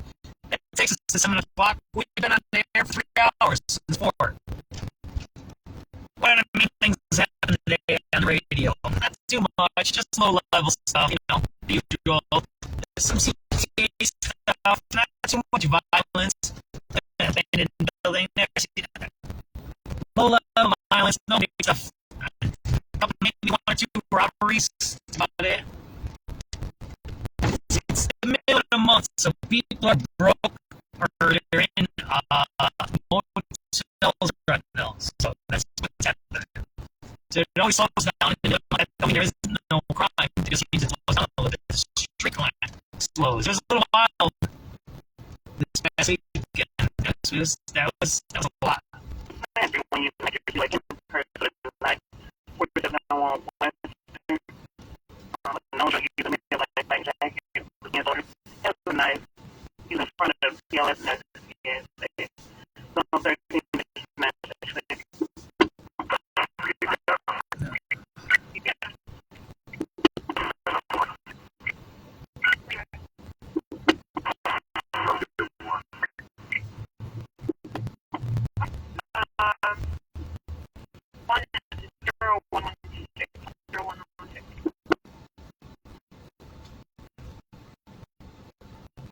A known drug user with a knife by a currency exchange. Yeah, I don't know. I don't know if that's a good thing. Oh, sorry about that. I didn't mean it.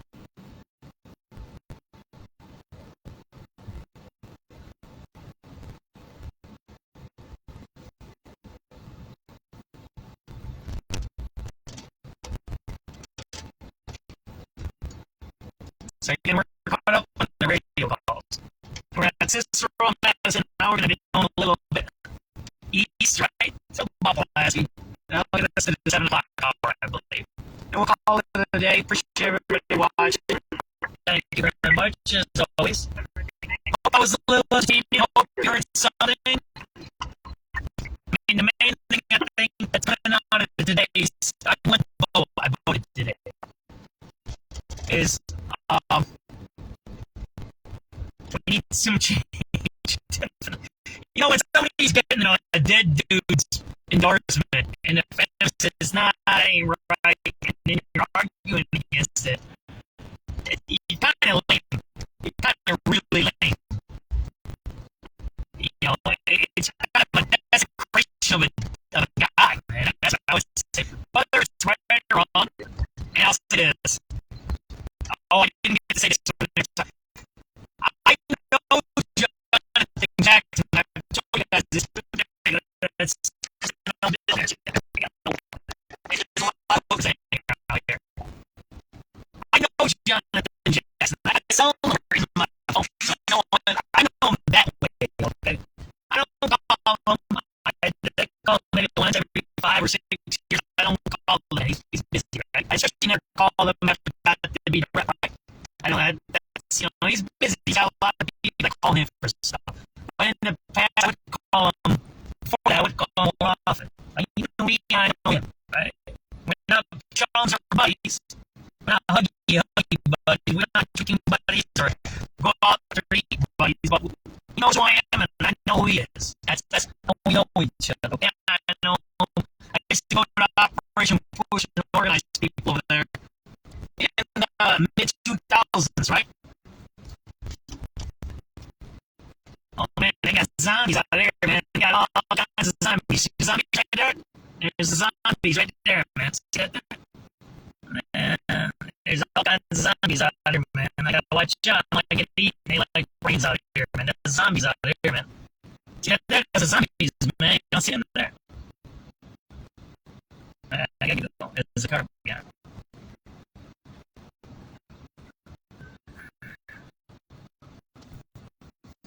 We're in on the west side. I got a bunch of zombies here, man. There's zombies. See that there? Zombies, man. Zombies. Gotta watch out, man. No, there's got zombies everywhere. They're all jacked up, man. There's a guy in that pool there. See that there? There's a zombie there. There's a zombie up here, man. Holy because the whole bomb, man. It's jacked up right there. It's jacked up. He's eating pork and shit, man.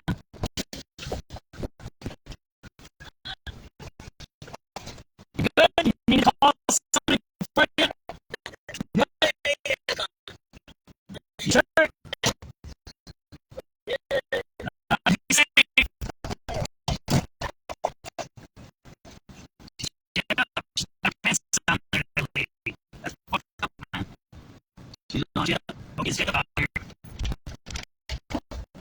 Zombie shit, man.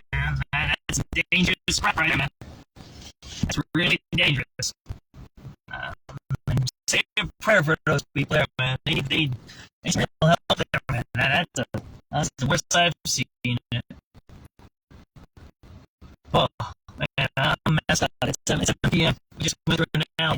That's really bad, dude. I kind of messed my head up there. March 16, 2026. West Side Alley over here. Kilborn and Madison. That was messed up.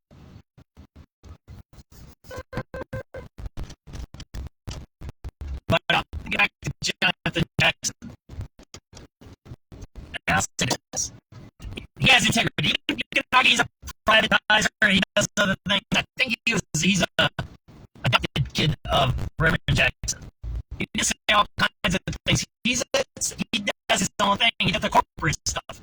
That's who he is. He is that. I know him from that. I don't know from what he does in the corporate side, but I knew that about him, right? And we talked about a bunch of stuff.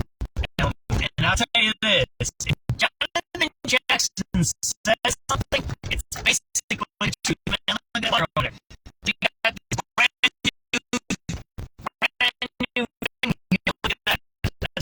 Brand new. That's brand new.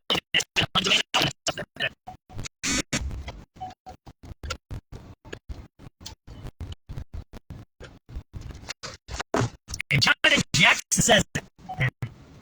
I believe him. He's one of those guys you believe when he tells you. Now, does he say his side of the story? Yes. Will he twist it like another politician? Nah, that's not how he is. He'll change his mind. If he knows he's wrong or he needs to change his position, he'll do that. But yeah, Jonathan Jackson, if he says something, and it's the way that is. That's all I gotta say. Let's hear the news a little bit, right?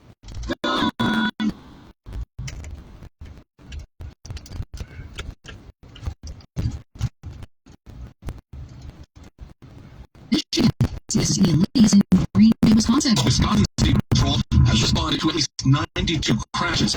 At least 11 people have been injured.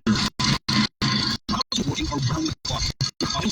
West Side Sunday. Chris Compton is working 16-hour shifts. You're lucky to sleep, so there's 36, 37 hours. About 7 p.m. Time freeze alerts are being issued in Southeast and heat warning are in effect for Southern About 7 California, p.m. Las March Vegas, 16, and Phoenix. 2026. It's getting word that a jury has reached a verdict in the trial of Corey Richards, the Utah woman accused of fraud and murdering her husband in 2022 with a lethal dose of fentanyl.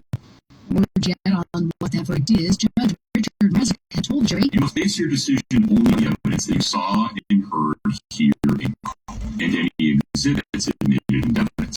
Nothing else is evidence. The lawyer's statements and arguments are not evidence. Their objections are not evidence. the defense suggested Eric Richards may have overdosed on painkillers. This is CBS News. Join Adriana Diaz and Kelly O'Grady for the perfect So back to Jonathan Jackson. That's what I say. And I haven't heard from the guy, I guess, Yusuf. I haven't ever heard of him. So, and you hear what Ashley said, it's the truth. So one, Jonathan Jackson said his thing, and I believe him, right? The second thing and more important thing is always this is what you got to do. This is how I do my reporting. You know, I record, I download, I transcribe, I upload, I do all kinds of things it's called self-validation. That means even if I say something, you can fact check my own thing that I say. That it's not just what I say is the truth, it's what you see is the truth. You kind of get it? That's why I do the live feed. And that's why I do recording, that's why I do the radio, that's why I do the radio calls, because you can hear the times when it's happening, you can hear stuff that's happening. So you know where I'm at, you can backtrack the time, right? Editor Jeff Buckles with that bizarre story. We're handing out these brochures. Lieutenant Governor Juliana Stratton was talking about the pamphlets she saw as she left Rainbow Push last Saturday. They included the organization's endorsements for the primary. She showed them to reporters. It's not just me, but I am one of them. The pamphlets bore the pictures of the Reverend Jackson and his son Yusuf, who's the head of Rainbow Push. Stratton's been in a fierce battle with Northwest Suburban Congressman Raja Krishnamurthy and 8 other Democrats in the race to succeed the retiring Dick Durbin. The congressman joked with reporters about the announcement before saying Stratton's campaign had serious questions to answer. Now we hear about this endorsement from the grave. My staff is looking through the history books for my next endorsement. And now Politico reports Yusuf Jackson has said that pamphlet was a draft sample ballot that should not have been released, and that out of respect for his father's memory, the family's making no endorsements. Jeff Buckles, News Radio 105.9. WBBM. WBBM News Time coming up on 7:05. A Southwest Suburban racetrack has cleared another hurdle during its bankruptcy. Hawthorne Racecourse in Stickney has secured a $16 million loan as part of its Chapter 11 bankruptcy reorganization. The short-term financing will help pay creditors and could allow thoroughbred racing to resume as early as April 19th. The historic track filed for bankruptcy earlier this month while trying to stabilize its finances and continue plans for a $400 million racino project in the south suburbs. Some horsemen are still waiting to be paid, though officials say some $1.4 million in funds tied to bounced checks and frozen accounts could be released within days. Rachel Pearson, News Radio 105.9 WBBM. The state's top law enforcement officer suggesting that landlords would be able to discriminate against more renters if proposed federal limits are allowed to take effect. Illinois Attorney General Kwame Raoul is suing the Trump administration over what's being called a threat to pull millions of dollars in housing money from states that do not roll back protections based on categories including sexual orientation and source of income. The state has filed more than 50 lawsuits against the administration, and Raoul admits it's been a strain on his agency, but he praises hardworking attorneys in his department. Some of those staff members, in addition to doing this work, fighting unconstitutional and unlawful federal overreach, have continued to do other work consistent with the responsibilities given to our respective offices. And by the way, 15 other states are also part of that lawsuit. March is Endometriosis Awareness Month, and a local OBGYN professor is working to address a lack of funding for women's health. Endometriosis is a chronic disease that can cause debilitating, let me show you guys heavy bleeding, and even infertility. 1 in 10 women worldwide live with the disease, but it's let me show you guys. We're what? Alaskan Crenshaw. There's a few shoots there. And it can really we're going out towards this. We're going towards North Lawndale over here. These diseases have been around since. It's a little mixed area here. And yet, once you cross that viaduct, it used to be all Hispanic on this side, and it was black on the other side. Now it's a little mixed, right? You see there? See that abandoned? Oh man, sorry about that. I didn't mean that. How do you turn this back like that? There you go. Look at that. That's abandoned there. See that there? Look at that. See that abandoned there? Look at all these spaces here. All these abandoned lots. Look at that. See that? All the abandoned lots? Fire broke out in a multi-story building. See all the abandoned lots? The houses used to be there. According to the Sun-Times, the firefighter fell through the first floor and into the basement. He was taken to the hospital in serious condition. At least 7 people were inside when that blaze started. None were taken to the hospital. See this lot? That's 2 lots well, gas there. Prices are higher than ever, and every penny counts. Reporters, traffic team, and listeners. You know? See that there? That's 2 lots there, empty. The mayor always says, oh, we don't have blah, blah, blah. We don't have this. Why aren't these places? Why are we building houses in Edgewater and Logan Square and Uptown, right? Look at all the empty spaces we have here, right? See those empty spaces? 2 lots there. Why do we keep building? See that? That's the 2 spots right there. That's what, 1, 2 spots right there? But this is the main thing I wanted to show you. We're going to probably end our broadcast like this. There, look at that. I don't know, are they fixing it? No, they got to stop work over there. See that there? So this building didn't become abandoned tonight or yesterday or whenever. It's been abandoned for a while. The mayor's been mayor 3 years now. He's in his 4th year. Everybody knows, right? That the mayor's been in his 4 years. Why hasn't he fixed that? Why hasn't it been fixed or torn down, right? Why not? Why aren't there more businesses here? I mean, I don't want to hear it's them and those people and that kind of, I don't know what that is there, man. I know some people just say that because they say it. Some people say it because you're racist or you're a Ku Klux Klan or whatever you are. I don't know what you are, man, but that's just weird talk. The point I'm trying to make here is this. If I've been in power, this is my 4th year, and I'm a black nationalist, and I even believe in black empowerment, right? Right? Why do I have an empty big lot right there? That's multiple units that can be built there. That one over there, right? Multiple units.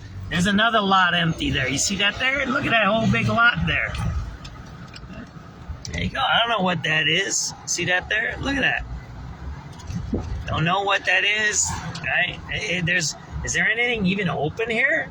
What is it? What time is it? 7 o'clock? There's nothing open here. There's no stores. Look at that. There's no stores open here. See that? Do you see any stores? Where can I go get milk? If I needed to get milk or bread for dinner or some pasta sauce or some butter or whatever I needed or whatever I needed, right there. Look at all those empty lots right there.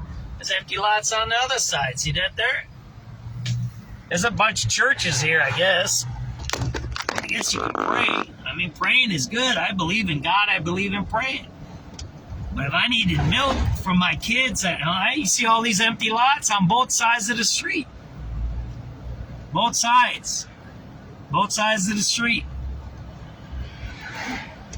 Look at all the empty lots. We're not in the country. We're not in wherever, Piatone, or we're not in, there's 77 ambulance, right? We're in the middle of Chicago right now. If you're watching this from another state, this is Chicago. And you're not far out of the center. This is, what are we at? We're on Pulaski. So Pulaski's what? Pulaski's 48? I think Pulaski's 48, right?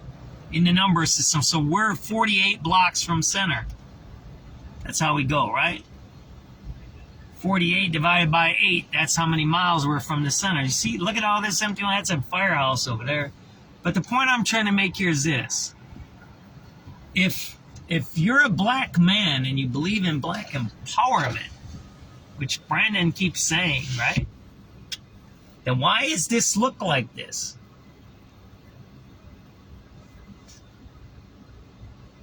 Why does this look like this? Look at it. Have you seen a store open yet? Has anyone seen a store? Have you seen a store? No. The answer is no. There's nothing here. It's zero here. There's nothing here. There you go. That's the first store that's open in, 4 or 5 blocks? Since Harrison, right? That's the first store. Go Food Mart right there. There you go. It's the first store. It's the first store there. Now there's nothing. Look at that. Look here. Well, before we end the broadcast, because it's 7 o'clock, right? I'm at 3 hours. Look at this. Look at the empty land here. Look across. You can see 2 blocks through. This is like you're out in the country somewhere. Like you expect pigs and sheep here and chickens and goats. There's so much empty land here. Look at that. Where are we in? This is North Lawndale, I think. We're in North Lawndale now. Look at this. Look. How many blocks? This is a half a block? A block? What is it? I don't even know, man. I can't count this high. Look at that. One store from 5 or 6 blocks, 7 or 8 blocks. And you to say you're for black empowerment? You're a black man that believes in the black family. You believe in all this black stuff. Whatever. That's all right with me. I don't care. People believe in we just had Irish stuff. Those are Irish people. That's all right. I'm not Irish, and I ain't black.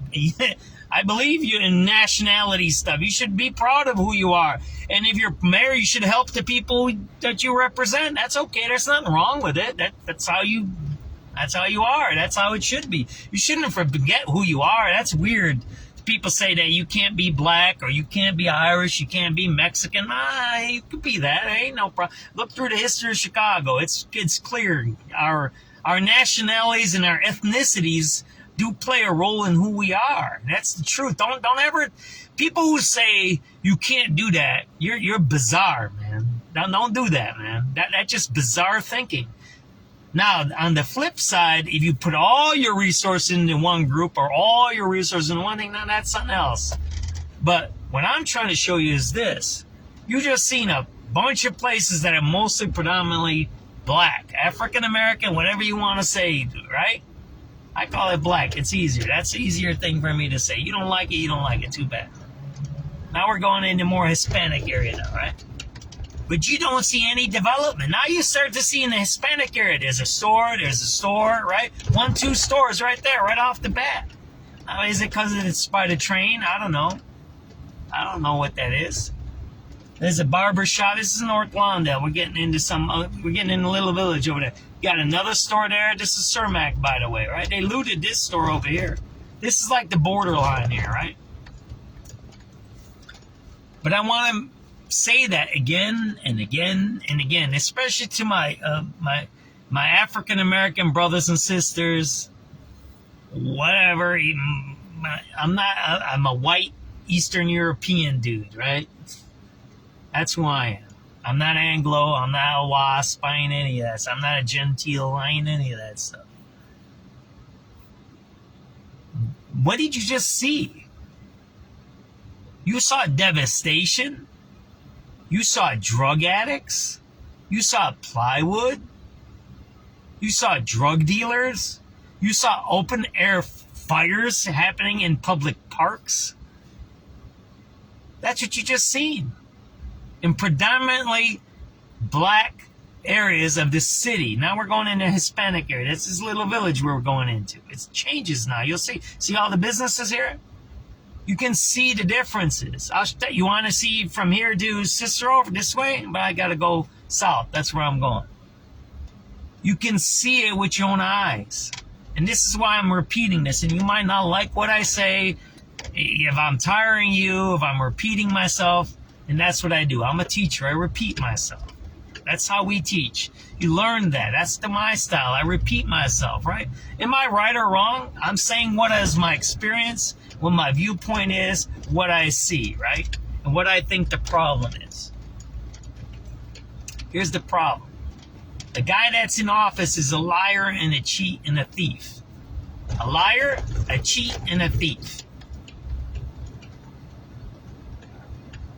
He stole from the union because he had 2 jobs at the same time. There's no way you can do 2 jobs at the same exact time. That's what he was doing when he was the commissioner and he was an employee of the CTU. That's what he was doing. He was doing that. That's a fact. It's not disputed. When we were employees of CTU, we sent stuff to the county and we said, yeah, how can this guy do 2 jobs? They said, well, yeah, he's doing 2 jobs at the same time. We're like, how's that happen? So if a guy has that kind of a character to steal from his own membership, because remember, the Chicago Teachers Union is a membership organization. It doesn't create everything and it doesn't tax anything. So it's neither a capitalist organization, neither is it a government. It's a membership organization. It's like the Boy Scouts. It's like the NRA. It's like AARP, AAA. It's like any of those organizations. It's a membership-based organization. The Boy Scouts. All right? That's what it is. It's the only existence for the union is that it's a membership organization. It gets its dues from its member. So when you steal from that organization, you're stealing from your own members. Meaning if you don't do the work, it's called stealing union time. There's people that went to prison for that. Federal penitentiary. It's called stealing time. Go to jail when you do that in the government. People gone to jail when they did it at the unions. There you go. There's a big store empty. This used to be the migrant shelter over here. Remember that? There's a migrant shelter right here. That was the migrant shelter right there.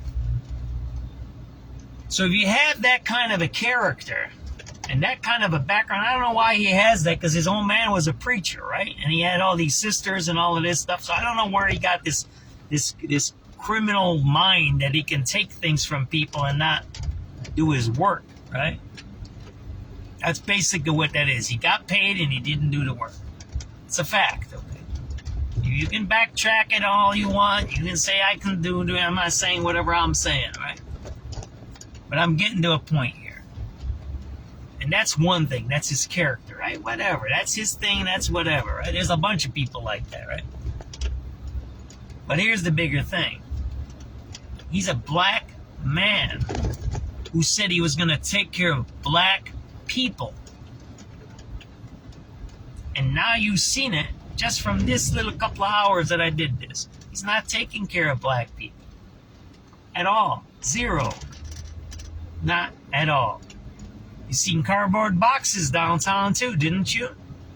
Did you see those cardboard boxes? Over by the B. Wells? You know, most of those people are black there. Did you know that? Most people that are homeless in Chicago are black. Go look around. There's just some Hispanics. There's white. You just seen that white lady that was on drugs, the zombie, right? That's the point. He's been in power 3 years. There is no excuse.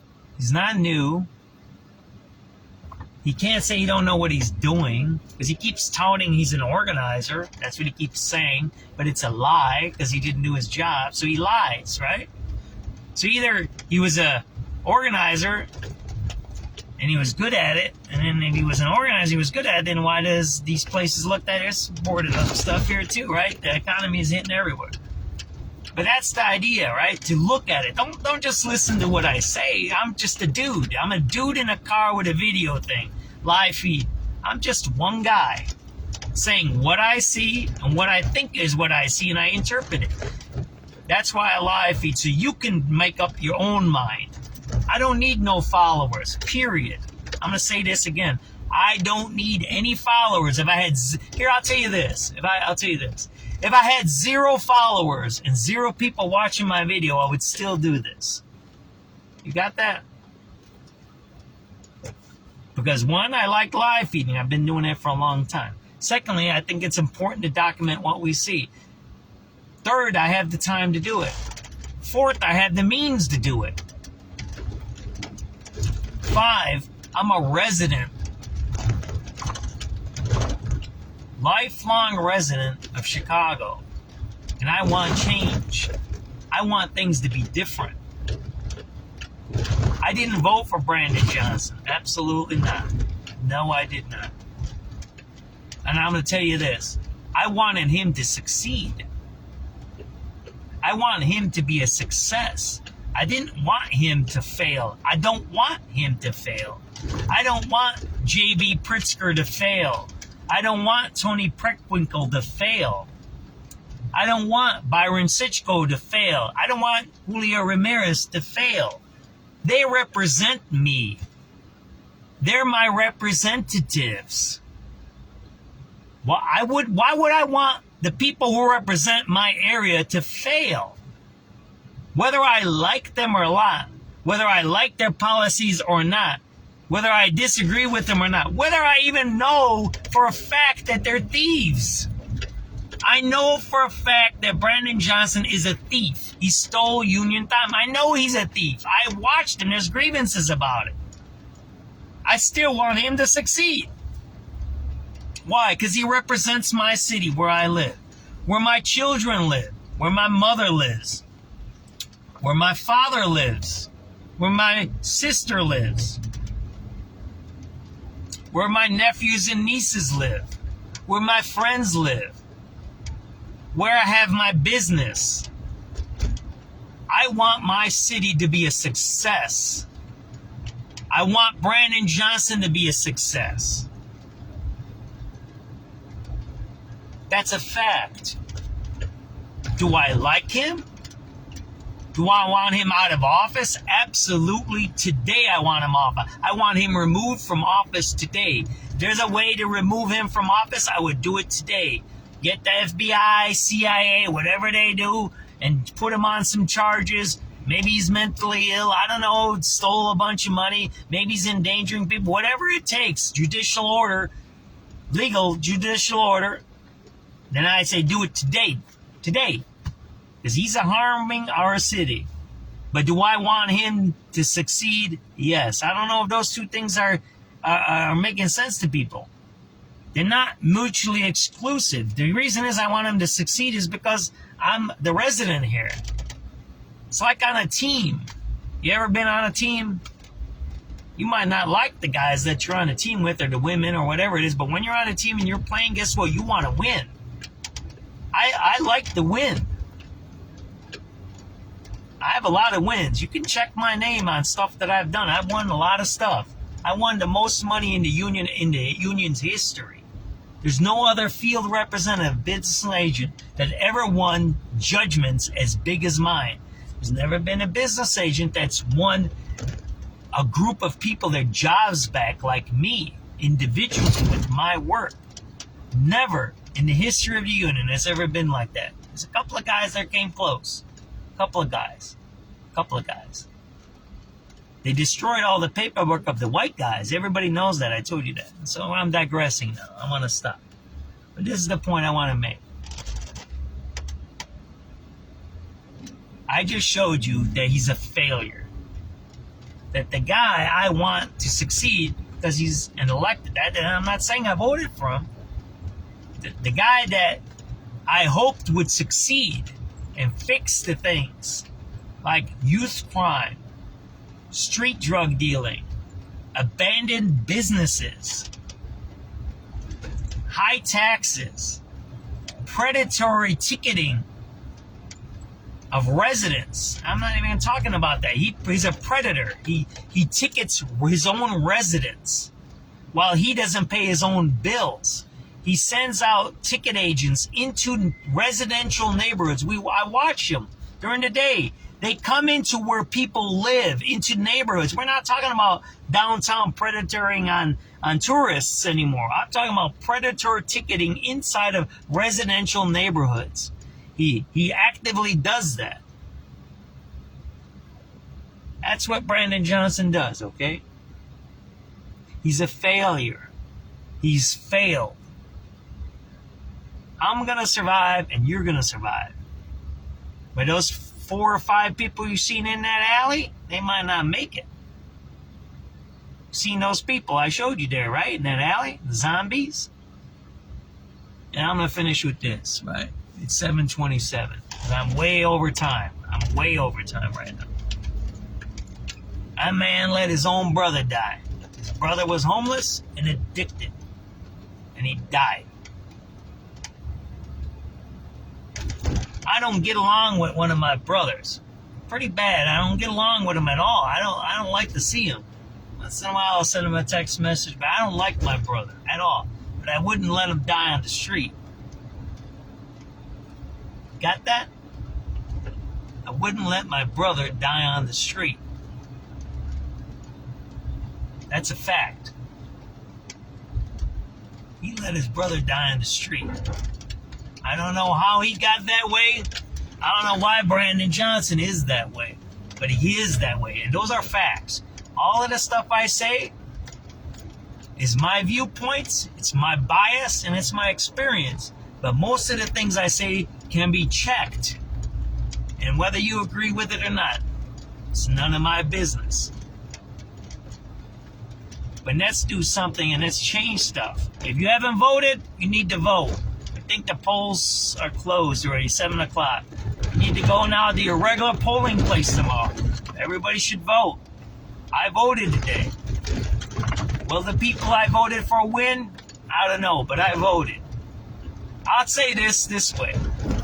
Whatever happens, I'm not going to be blamed for what's going to happen in the next cycle. That's all I got to say. That's what I have. That's all I got at SubX.News on the spot reporting. It's 7:29 p.m., March 16, 2026. I am over my limit of time. I went a half hour over. I was supposed to stop at 3 hours. I do apologize for that. I did a lot of talking today. I wanted to get that out because I've seen a lot of things today. There's a lot of things that happened over the weekend, and there has been no change in our city. In my viewpoint, it's gotten worse, and we need to do some changes. That's what I'm closing my show off for today. We need change. Whatever it is, we need something different here. And Brandon said he was going to be the change, but it's only gotten worse with that guy. And if you give him another 4 more years, and I know he's not in election tomorrow, but tomorrow's election is part of Brandon Johnson. That's all I got to say. Vote for change. That's all I got to say. Take it easy. SubX.News signing off at 7:30 p.m., March 16, 2029. Have a good night. Thank you for watching. I appreciate everybody listening to me, having the patience, seeing what we're doing. Let's make some change together, okay? Let's make change. Make sure you go and vote.